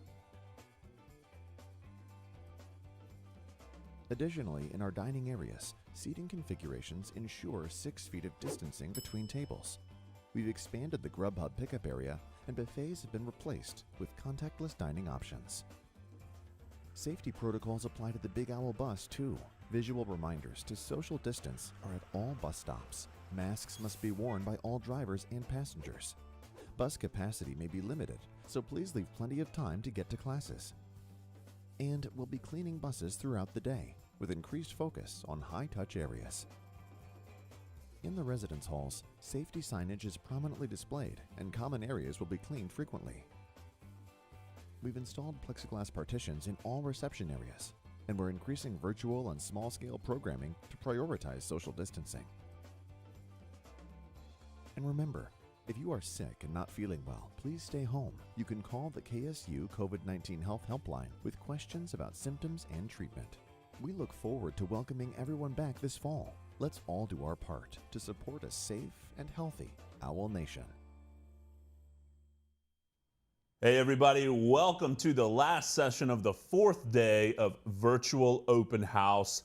I am so happy that you are joining us now or in the future when you come back and watch this, a week from now. If you're just seeing it, welcome. We're happy that you're here with us.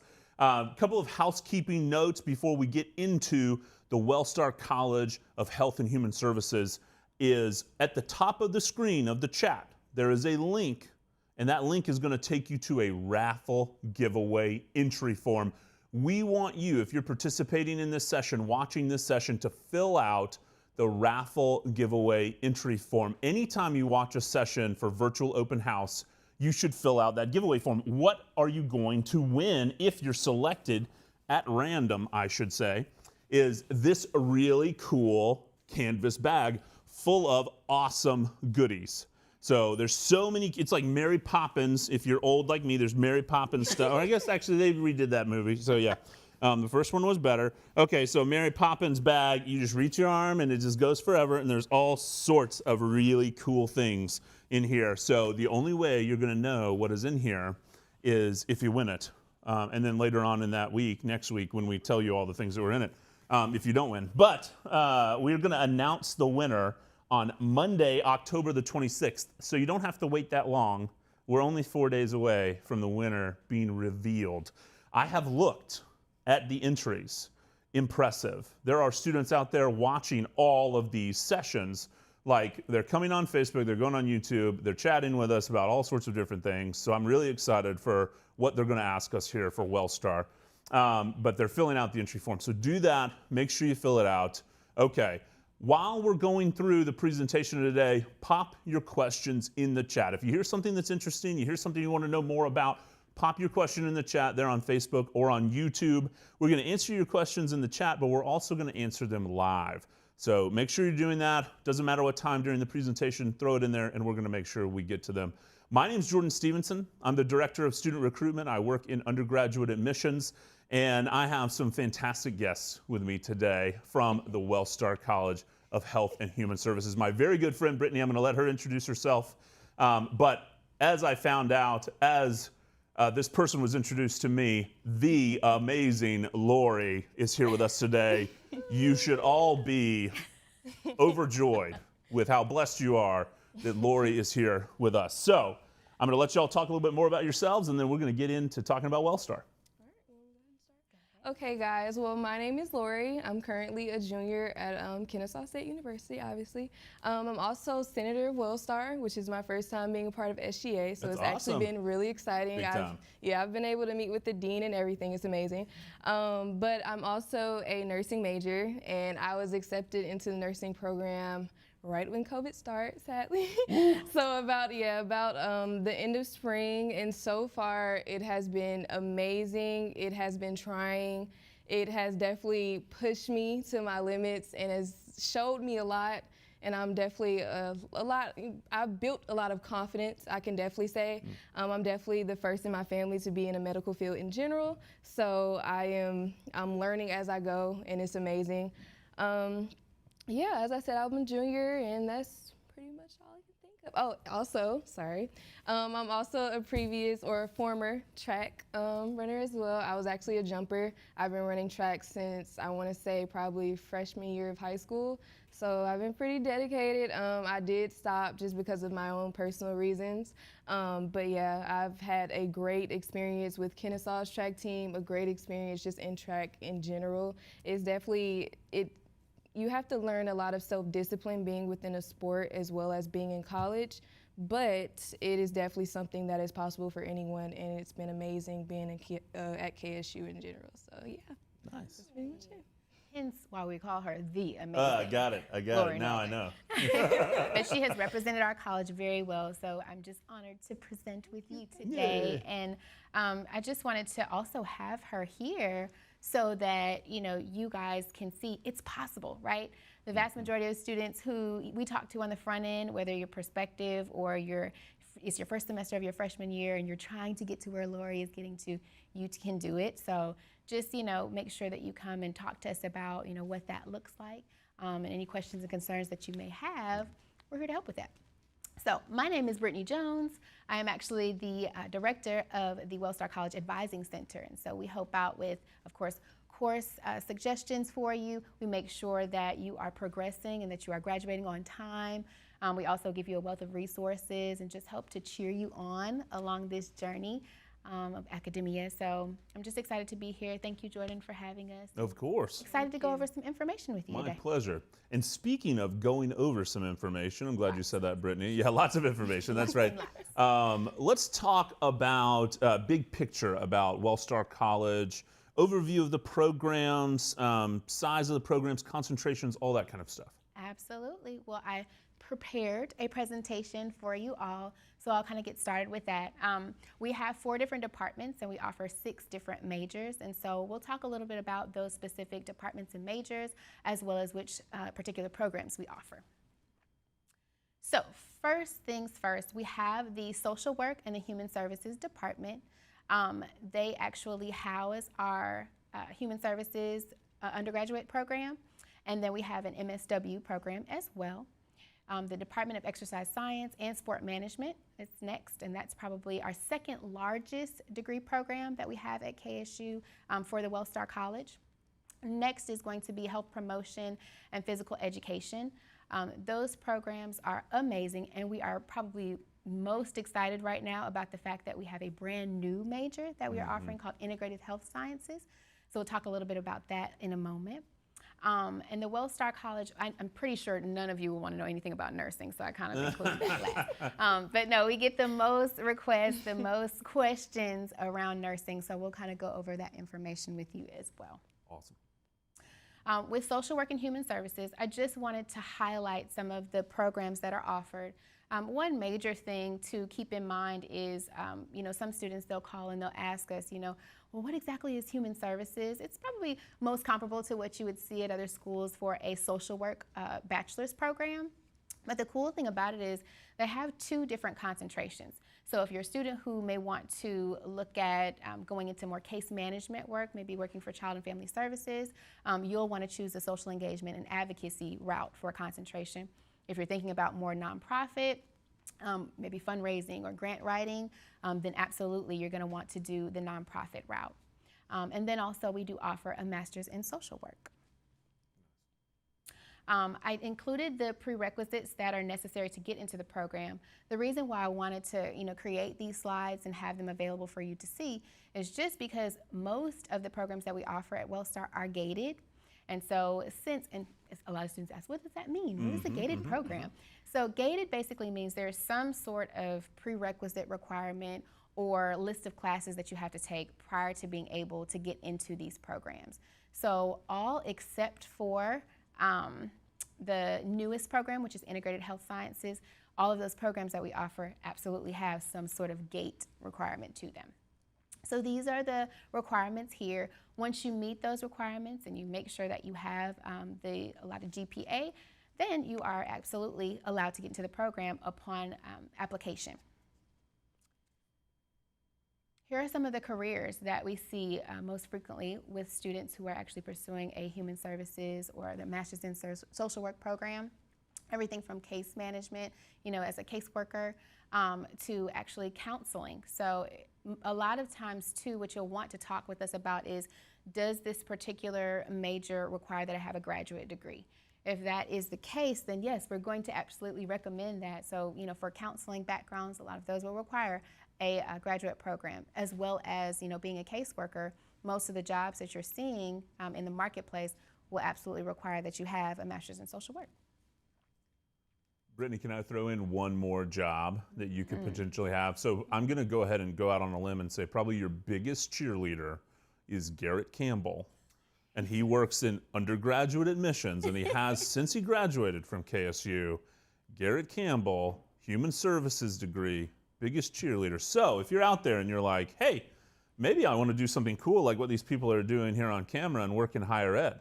You could do human services, be just like Garrett. He's an incredible individual, and come work with us at KSU. Absolutely. Yeah, and our social work as well as our human services program are continually growing. So it's a great time to be part of KSU, especially in the department. Next, we're going to talk about exercise science and sport management. Like I mentioned earlier, that's our 2nd largest department.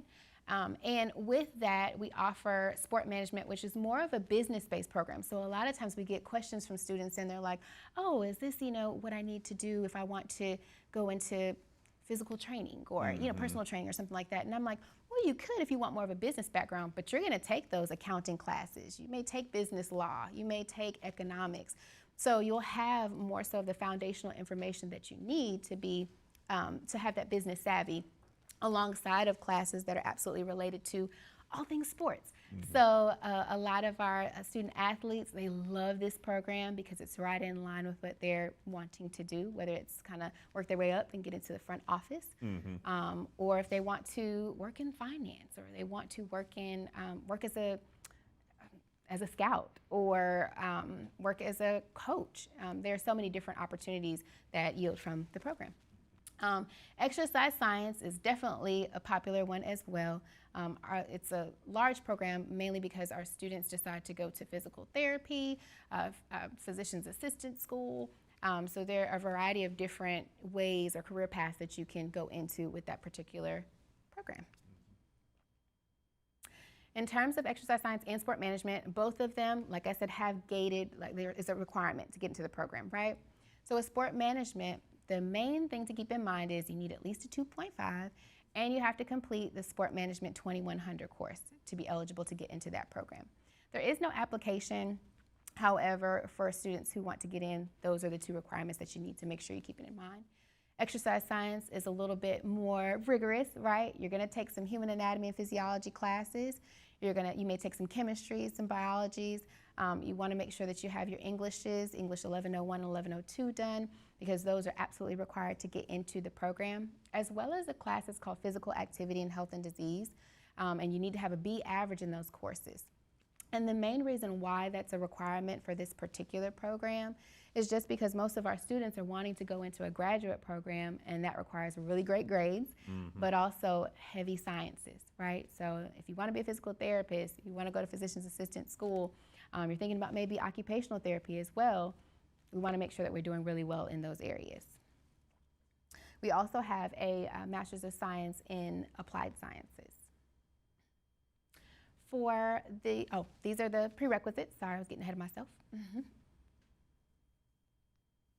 And these are just some of the careers that you actually can go into with the major. We talked about that before as well.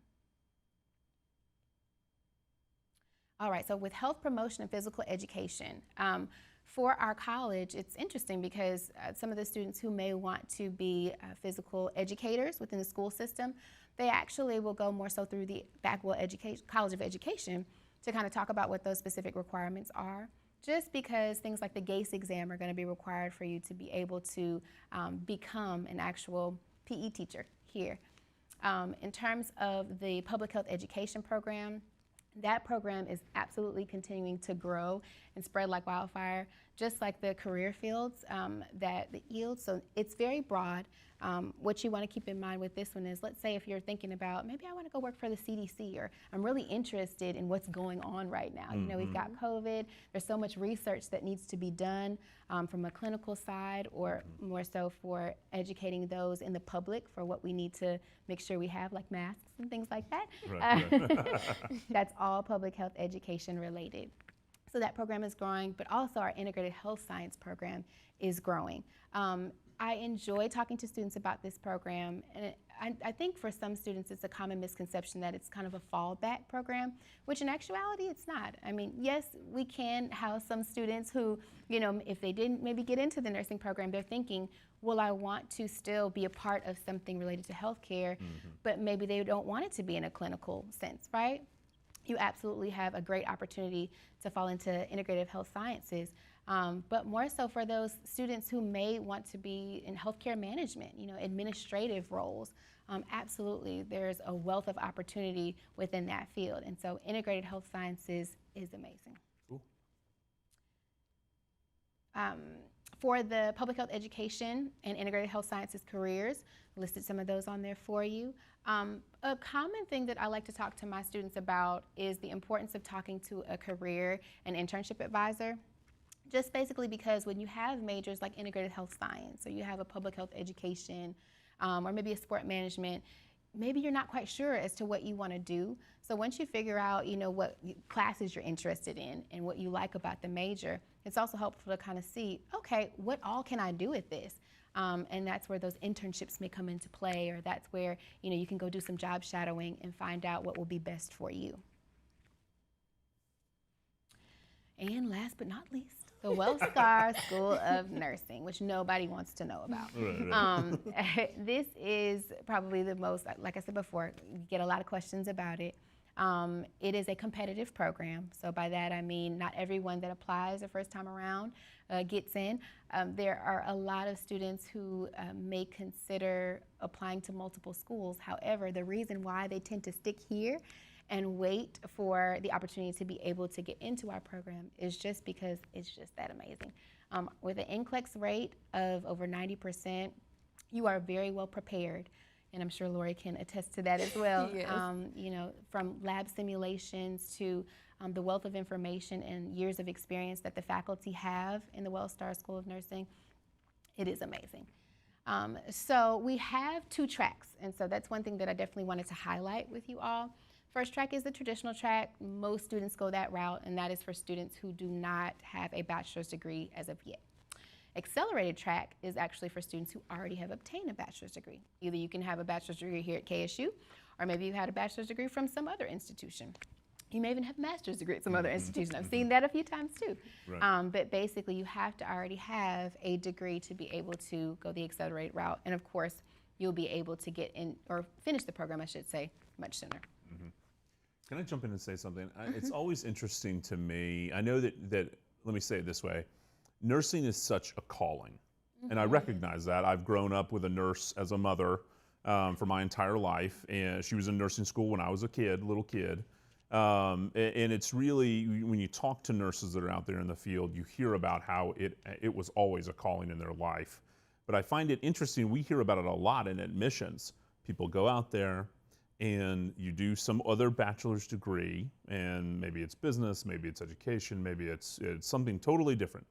And that calling creeps up, and they figure out, I'm not doing what I really should be doing or what I really wanted to be doing. That was actually nursing, and they come back for that program. And it's always, they have such meaningful stories. And I'm so thankful that we have that accelerated nursing program, because you hear about it we hear about it in admissions so often, that they're coming back because they should have done nursing all along, something else made them do whatever, and now they're back to do what they were really called to do. Absolutely. I will piggyback off of that. It does take a very special individual, because nursing is all about caretaking. It is a very selfless, career. And I always am constantly talking to my students about taking care of themselves. Like, you have to take care of yourself, because you're, so used to caring for others. And so I enjoy this population. I think they're a great group of students, hardworking, and definitely we need that right now. Absolutely. So. Absolutely. I was gonna say, if I can say something, I can definitely attest to what you guys are both saying. So I initially wanted to be a cosmetologist. I don't know where yeah, this is totally off. I did one girl's head, and it was just like, okay, this is not for me. Like, my patience, I could not do it. Like, cause I can do my own hair, but it's just like, when you actually, that's the thing, like, you have to often put yourself in that position and see how you will perform and if you will truly like it. I feel like with nursing, I still wasn't quite able to do that because of me transitioning so late. But it's still like, I just knew, I think it was like the birth of my brother. It was just like, as soon as I saw him as a baby, it's something about babies, and it's something about, like, I'm just the weirdest child. I like going to the hospital. If we spend a night at the hospital, that is the best night ever. It's just something about the smell. I don't know. Sometimes, so like you were saying, it you creeps might be up. called to nursing. It just creeps up on you. It's weird. Like, I love when someone's in the hospital and we go visit. It's like we're going to a totally different state. It's amazing. So that's why I was just like, sometimes it is like that, and sometimes it takes time, because I know a lot of students come in and sometimes they're undeclared, and that's okay. But I feel like after a while, like you said, it comes, and you kind of see, and you start really reevaluating and kind of analyzing yourself and what you truly like. And that's the great thing about being in college. It kind of gives you that opportunity to really, dig deeper into yourself and see what you truly want to be. And that's the great thing about it. So absolutely. Yeah, that's cool. Well said. All right, so with nursing, the program itself, well, actually the department itself, or the amount of students that we have and that we house, are over 4,000. And so out of 4,000 for, the WellStar College. So over 4,000 for WellStar College, but for the School of Nursing, it takes up almost 2,500. So as you can imagine, that's quite a few students, and it makes up the bulk of our population here. Out of the nursing classes that you'll take, I wanted to add some prerequisites here and look at the admissions requirements. And so students have, and this can be a bit confusing, so the reason why I wanted to include this slide for sure is because we get a lot of questions even after students look at the website. They're like, okay, wait, what? Yeah, right. So, right. Well, because it's a big deal, right? It's a huge deal. This is the only competitive program that we have. Right. So you look and you say, I've got to ask these questions. Yes. So now's the time to put those questions in the chat, but Brittany's going to go over the nitty gritty. Yes, so there are 12 prerequisites that are necessary to be admitted into the nursing program. And so for those students who are aspiring to be in the nursing program, one thing, especially for my students who are still in high school, for those who are considering taking like AP classes or dual enrollment, yes, do it. It's amazing. Save some money, save some time.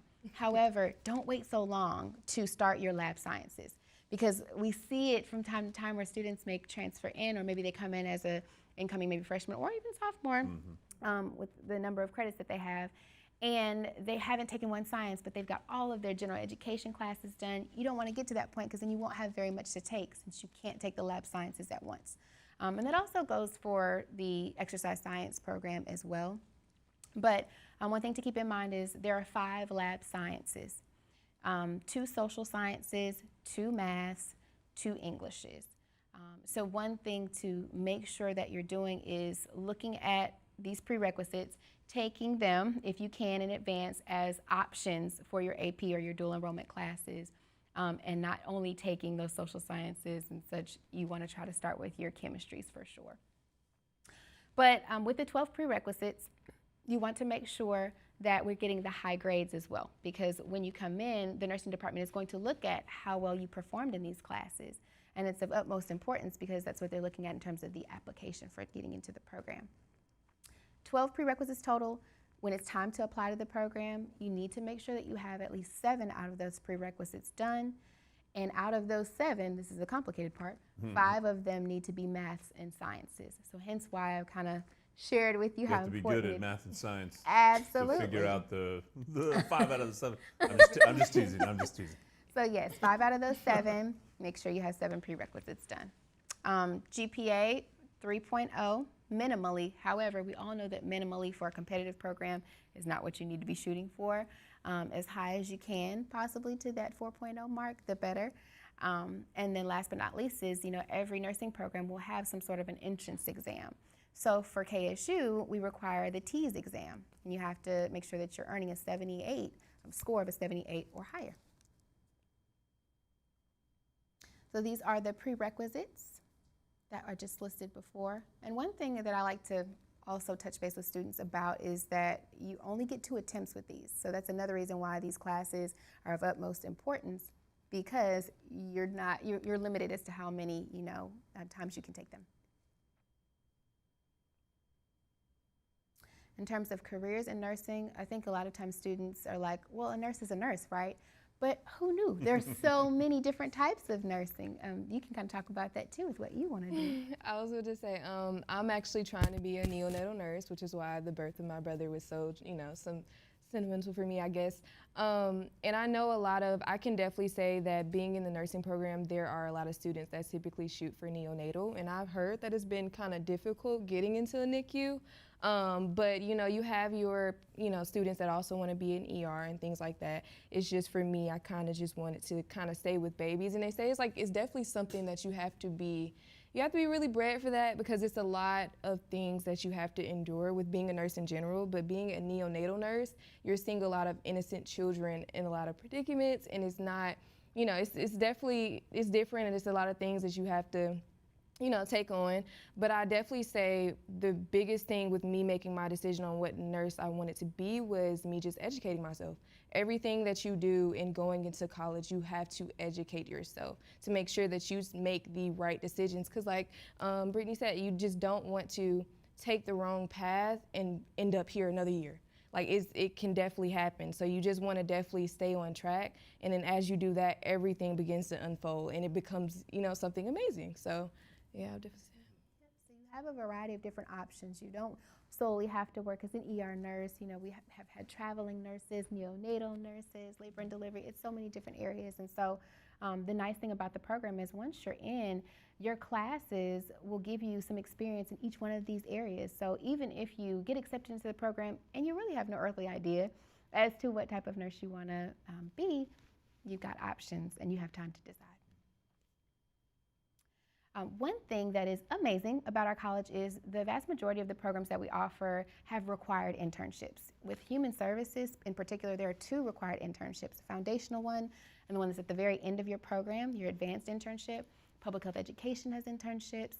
But even for those programs that don't necessarily require an internship, there's space in your, let's say, major field electives for if you decided to, find an internship on your own, or you wanted to work with your career and internship advisor on gaining one so you can get more experience. Absolutely, that's an option, and there's space for that there. So these are just some of the partnerships that we've created, different organizations that we have, and this is a very short list amongst the many, many, many that are there and available for students. So the nice thing is not only will you learn about what you'll be doing in these classes, but you'll also have several opportunities to gain that experience to add to your resume. And we highly suggest it, even if it's not a requirement, definitely look into it. With our office too, I think it's it's hard. Some students are thinking, well, I have these really, really rigorous classes and I just really don't have time to maybe study abroad. But one thing that's a pleasant surprise is you have free electives for most of these programs. You have general education classes, so talk to your advisor about a way to maybe study abroad for the summer and get some experience that is outside of what you're used to. Clearly right now, traveling's a little bit hard, but in most semesters, we're able to help our students not only gain internships or study abroad opportunities, but also help with funding for those students and find scholarships to help them to get out there. Lastly, I just wanted to include our contact information for anyone who has questions or concerns or just random things that they want to share with us. Feel free to reach out. We are more than happy to help and answer any questions. Yeah, definitely check out the WellStar website because it is a treasure trove of information. It goes really deep. So if you have questions about WellStar and all of the different degree programs, go dig through the website, spend a little time, get to know the website, and that'll definitely help you out. Lori, I want to ask you some questions about your student experience here at KSU, but particularly within the WellStar College. So how has WellStar supported you as a student? What are some of the things that you found really helpful in your time here at KSU? I can definitely say the biggest asset as far as being a student within WellStar, number one, is your professor. I took chemistry, I mean. It sounds so simple. It sounds, but I'm telling you, like, a lot of people don't have the guts to speak to their professor. When you're in nursing, the odds are you're gonna be in a class with over 100 people. I've been in a big class, but it's just like a lot of people feel intimidated by their professor, but a lot of times it's often those professors that give you those resources or they offer that time, but people don't take advantage of it. And then after that is no excuses. So it's just like I've had a professor before where she would actually do an hour after class and you would sit there, and the point was to let her know and get your face known. And I feel like that's what a lot of parents like tell students. Make your face known to professors. Let them know that you are putting an effort out. And I feel like that is the biggest thing, and they can help you because they're creating the test, or at least they know what they're teaching. So I feel like, of course, they're the biggest asset, but outside of that, we also have SIs, and I feel like that is a great resource because a lot of times, basically, they're student assistants, or not student assistants, they're student instructors, and they sit in your class and they see exactly what you're being taught, and then they basically literally an hour after you get dismissed from that class, you go to another classroom, and they simplify everything. And it makes it so much easier because a lot of times people learn in different ways, and with the professor, they're teaching to a variety of people. They can't break it down in a sense that it fits every person perfectly. So, you know, you have to kind of work with it, and you have to see what works best for you. And I feel like having that one-on-one time with a SI within a smaller class, it allows that to happen.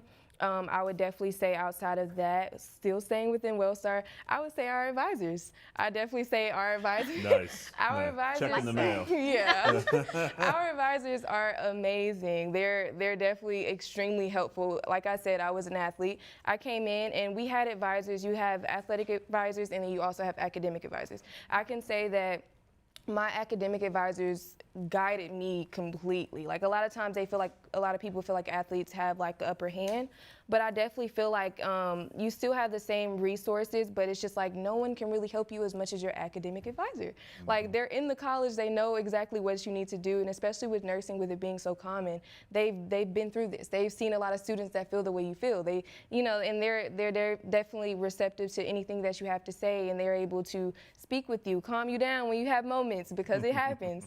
So I definitely feel like advisors are definitely essential, and just creating a group of friends to be able to study. That is definitely something that is definitely, because a lot of times you're in a class, you don't speak to a single person because you don't know them. But it's just like a lot of times you have to step out of your comfort zone, you have to step out of that box, and you have to create a foundation within your major, because I feel like that's one thing I didn't have. And I have it now being in the program because that is essential. But freshman year, it definitely would have been more beneficial to have a group to say, okay guys, let's sit here and let's study. It makes you focus more. It taps you in a little bit more with school because there's a lot of distractions when it comes to college. So I would definitely say that that's also a great one too. Nice.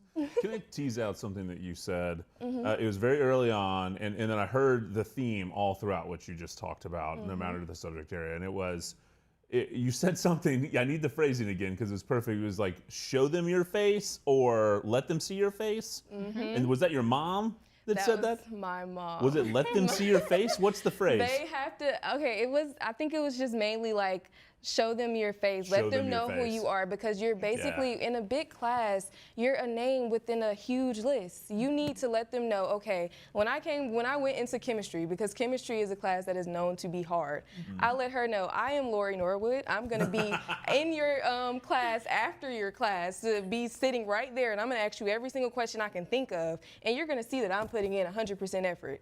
And just like, I need that, because I need to know if I get whatever grade I get, I know I did everything I needed to do. This professor sees that I did everything I need to do, and she's able to work with me because she's been the person that's been helping me. So she knows, okay, Laura, you may have did this. So it's just, professors are #1 in assistance within your major, just in general. That was incredible. Yeah. And the nice thing is that life lesson doesn't stop here, right? Right. So that is absolutely what needs to be carried on through your professional career and how you handle life. Just life, and Brittany dropping some life knowledge on you. I think that's what, I love that you talked about these things, and that's why we're so happy you're here to talk to everybody out in Facebook and YouTube land, because that is college in a nutshell. You're given this environment. It's a very special environment. Nothing really compares to the 4-year college environment, to set aside this time of life, to dedicate to this foundational upper level knowledge and experiences, and then working with experts and people that have dedicated their lives to their discipline. And the things that you just said all involve showing them your face.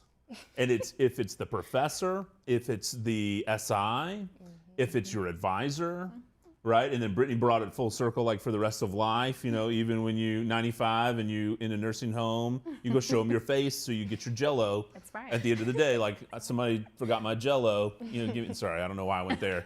But I like Jello, and I'm probably going to end up in a nursing home one day.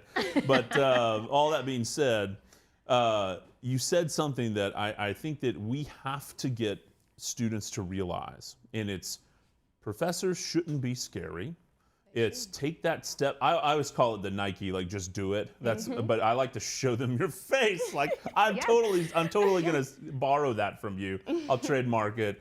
Tal, the amazing Lori. But it was. I think it's so poignant, because our students need to know this. Whether you're coming in as a first-year student, whether you're coming in as a transfer student, or you've been here and you've been here for a couple years, I need that reminder, right? I mean, every day I need that reminder. There's definitely people in my life that I'm like, I don't know that I want to talk to that person, because they're like big-time person, but I should. And I think that was awesome what you said. And I hope people out there feel encouraged, and that parents are probably sitting there going, "See, I told you, I've been telling you." And now you listen to Lori, and she's right. You know, but that's how it goes. If you're anything like, well, if they're anything like my dad, he's like, don't waste your money. You know, you pay a lot of money for these courses, right? You pay a lot of money, you know, to sit in these classrooms. You pay a lot of money for these resources. Use them, utilize them every step of the way. Well said, well said. How about some other resources maybe that you've had while being a student, or even some other fun things you've been involved in, like anything you want to talk about in being involved as a student that's helped you build community here at the university? I feel like my biggest foundation was being on the track team. I feel like that was a big asset for me, because a lot of students, when they come to college, because I think only 3 people that I know came from my school. So a lot of times when you're coming from a school that, you know, you don't have a lot of friends that are transferring there, or they might not be close friends, you know, you kind of feel a disconnect, and you feel kind of like to yourself like you're missing something. And I think that was a big asset for me, because I was able to kind of forcibly, even though it took me a while, I had to forcibly put myself out there with my teammates, and I had to develop that friendship. And no matter if it's teammates or just anyone, your roommate, it could be anyone, just kind of, like I was saying, in classes, like, you have to put yourself out there. And I think that was the biggest thing that I struggle with, and I feel like a lot of people struggle with. Sometimes you have to, you know, get out there, talk to people, you know, ask them questions. And the crazy thing, and I think that's what I learned in this program, people have the same questions as you, or they have the same thoughts as you. They just don't say anything. They're doing what they're doing what you're doing, and they're not saying anything. And then when they say it, it's just like, oh my God, I was thinking the same thing. You'll be in the same class, and you'll be trying to figure out the same thing, and you'll be sitting right by each other looking confused, and you just think you probably just, I don't know, you're incompetent. Exactly. No, but in reality, everybody is in that same boat. Outside of that, I can definitely say, before I joined SG, I'm just start at the beginning. I can definitely say a lot of assets outside of WellStar was like, what is it, our writing center? Our writing center is essential. So when you're doing those like general classes like English, when you're doing sociology, if you're getting into nursing, or if you're doing anything math, you just have to learn how to get out there and just, if you, like even asking advisors,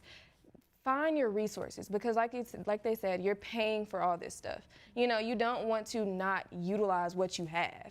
You know, you never want to not be successful because of that. I feel like I kind of learned with that, because like you'll go into the writing center, they'll look over your paper and literally critique you. And I feel like that's the biggest thing, because having friends help you to a certain extent can only help you so much, because let's be honest, if we're in the same grade, we probably know the same amount of information. I need someone who is actually an expert at this. And they even have the math and science, tutoring? Smart Center? Yeah, the Smart Center. The Smart Center is really essential. I definitely went there for my chemistry. I went there for my regular math classes. You just, like I said, college is, it's like a big moment where you get to explore things.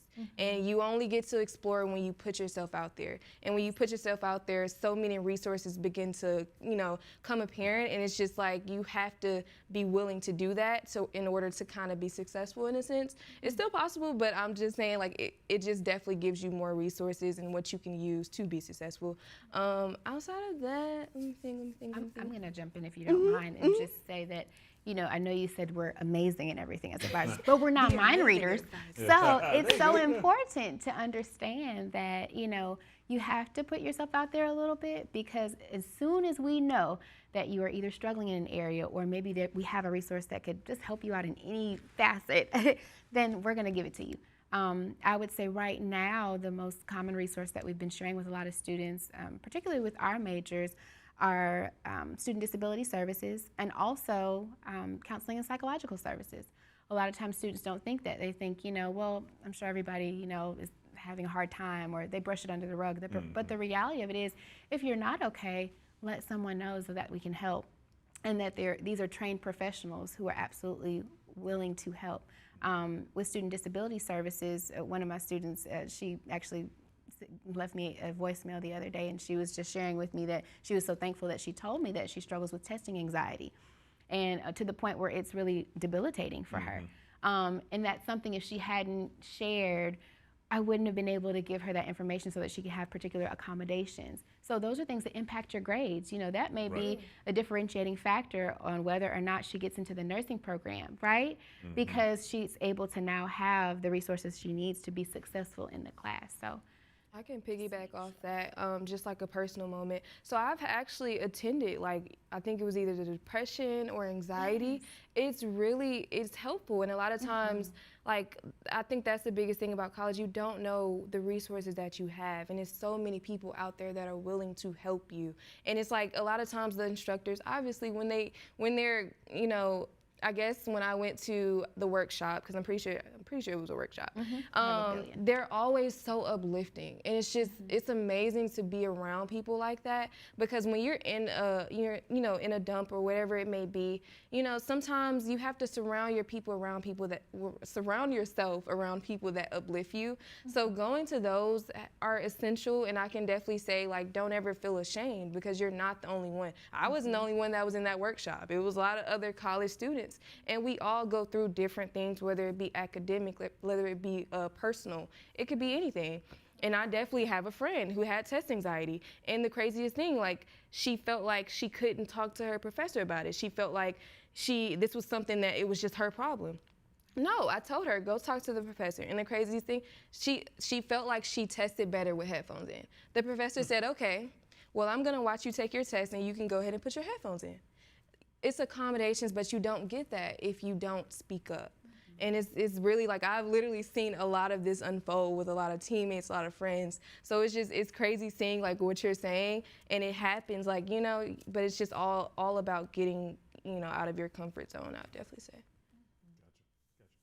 Let's talk about the future for a minute, Lori. I mean, I'd love to know Brittany's future, but you're really the one in the hot seat. Yes. So yeah, Brittany's going to turn it over to you.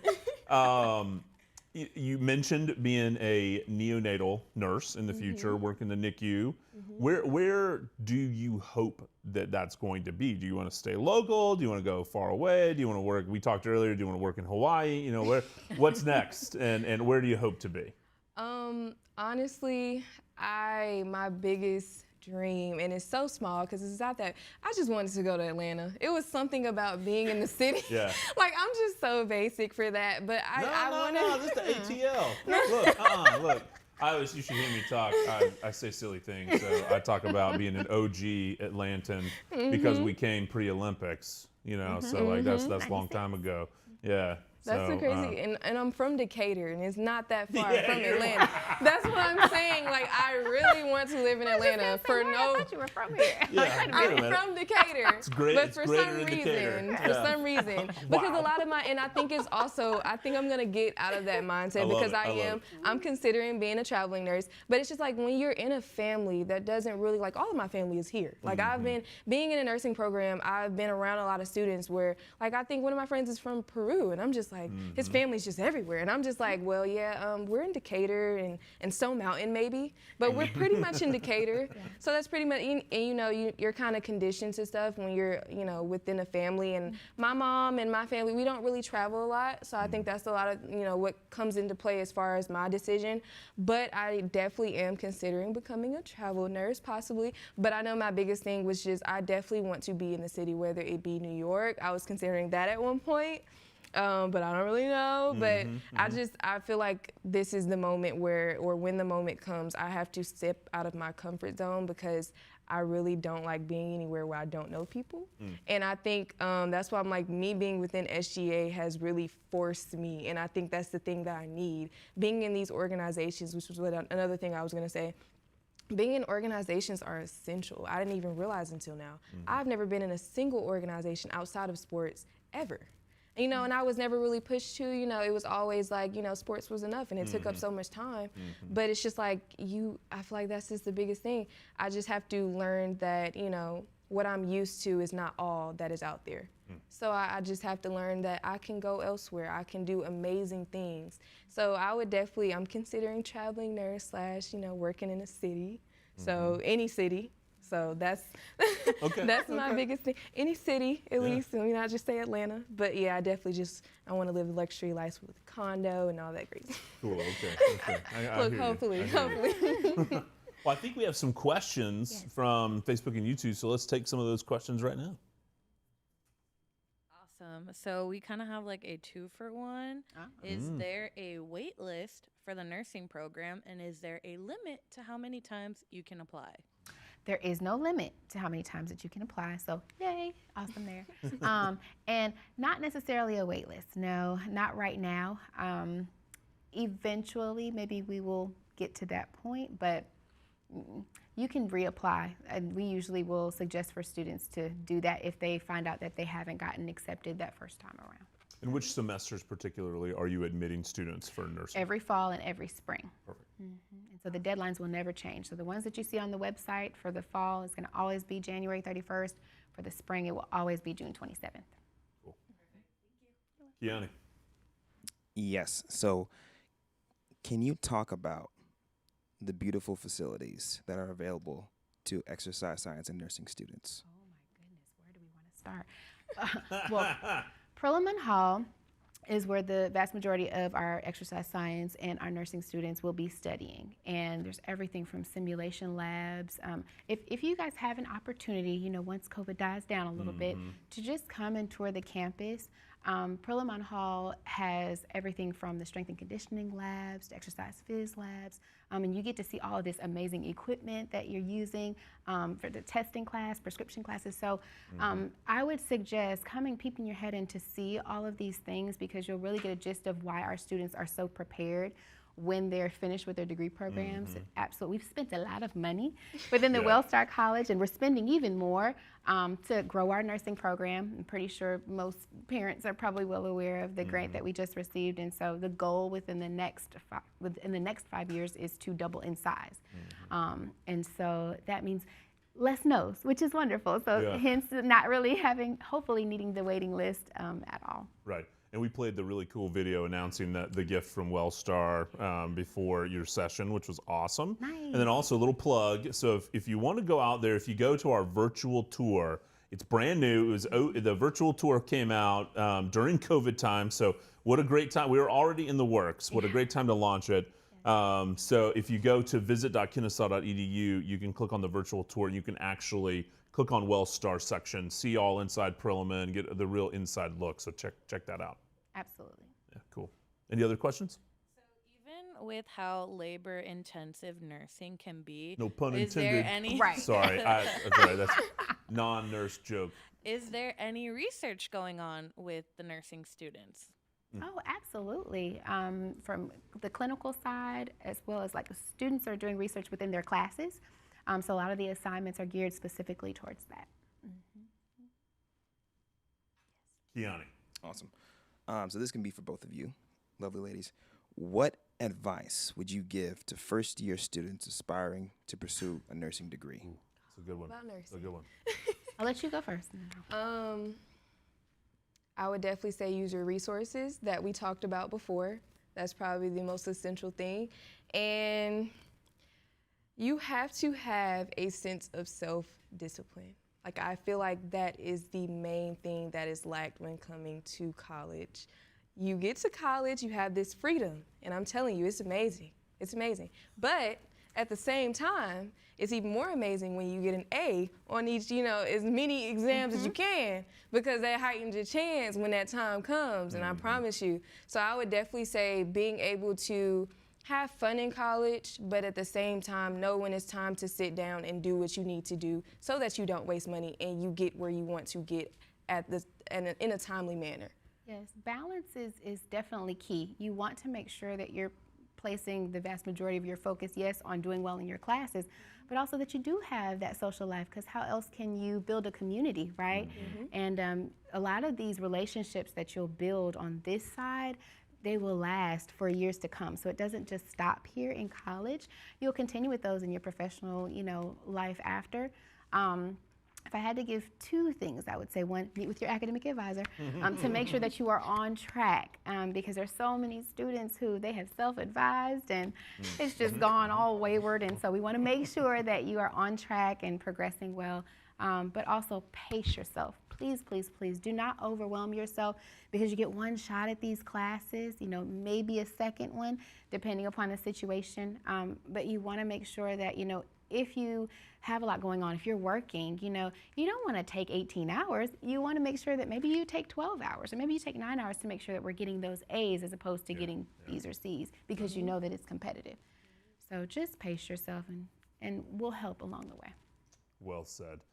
Well, ladies, we are at the end of our time. Y'all have been fun. I know it goes by like that. It's so wild. Y'all have been phenomenal, and the amazing Lori. Thank you so much for joining with the amazing Brittany and myself. Amazing Jordan. Thank you. I appreciate that. Little reminder for everybody out there. You've watched this WellStar session. It's been incredible. Hopefully it's impactful to you. You now have a better path forward. Whether you're applying for nursing, coming for exercise science, doing a cool integrative health degree program, whatever it may be. But make sure you're filling out the raffle giveaway. So go on there, fill it out. Don't miss out your opportunity. The more you enter during a session, the more likely you are to win, right? That's statistics. And I just got an A back on my statistics midterm. Boop, boop. So there you go. I work real hard for that. Okay. Tomorrow, last day of Virtual Open House. We want to see you back here tomorrow. Heavy hitting day. We're going to have campus services and housing up first. We're going to have an awesome session on career planning and development and university research. And to round them all out, we're going to hear from student affairs and our dean of students. So it's going to be a fantastic Friday. May even have a special guest appearance. I'm not going to tell you who's going to come on. Some sort of celebrity. So I'll just leave it at that, okay? We always end with allies and a Hooty Hoo. Brittany knows what's up, but Lori, you're gonna have to do it with us. So make those allies and end with a Hooty Hoo. Y'all have a great night. Thanks a lot. Hooty Hoo. You don't go to Kennesaw State just for a degree. You go to find your voice. You go to find your heart. You go to find your code. You go to find your wings. Find your wings at Kennesaw State University.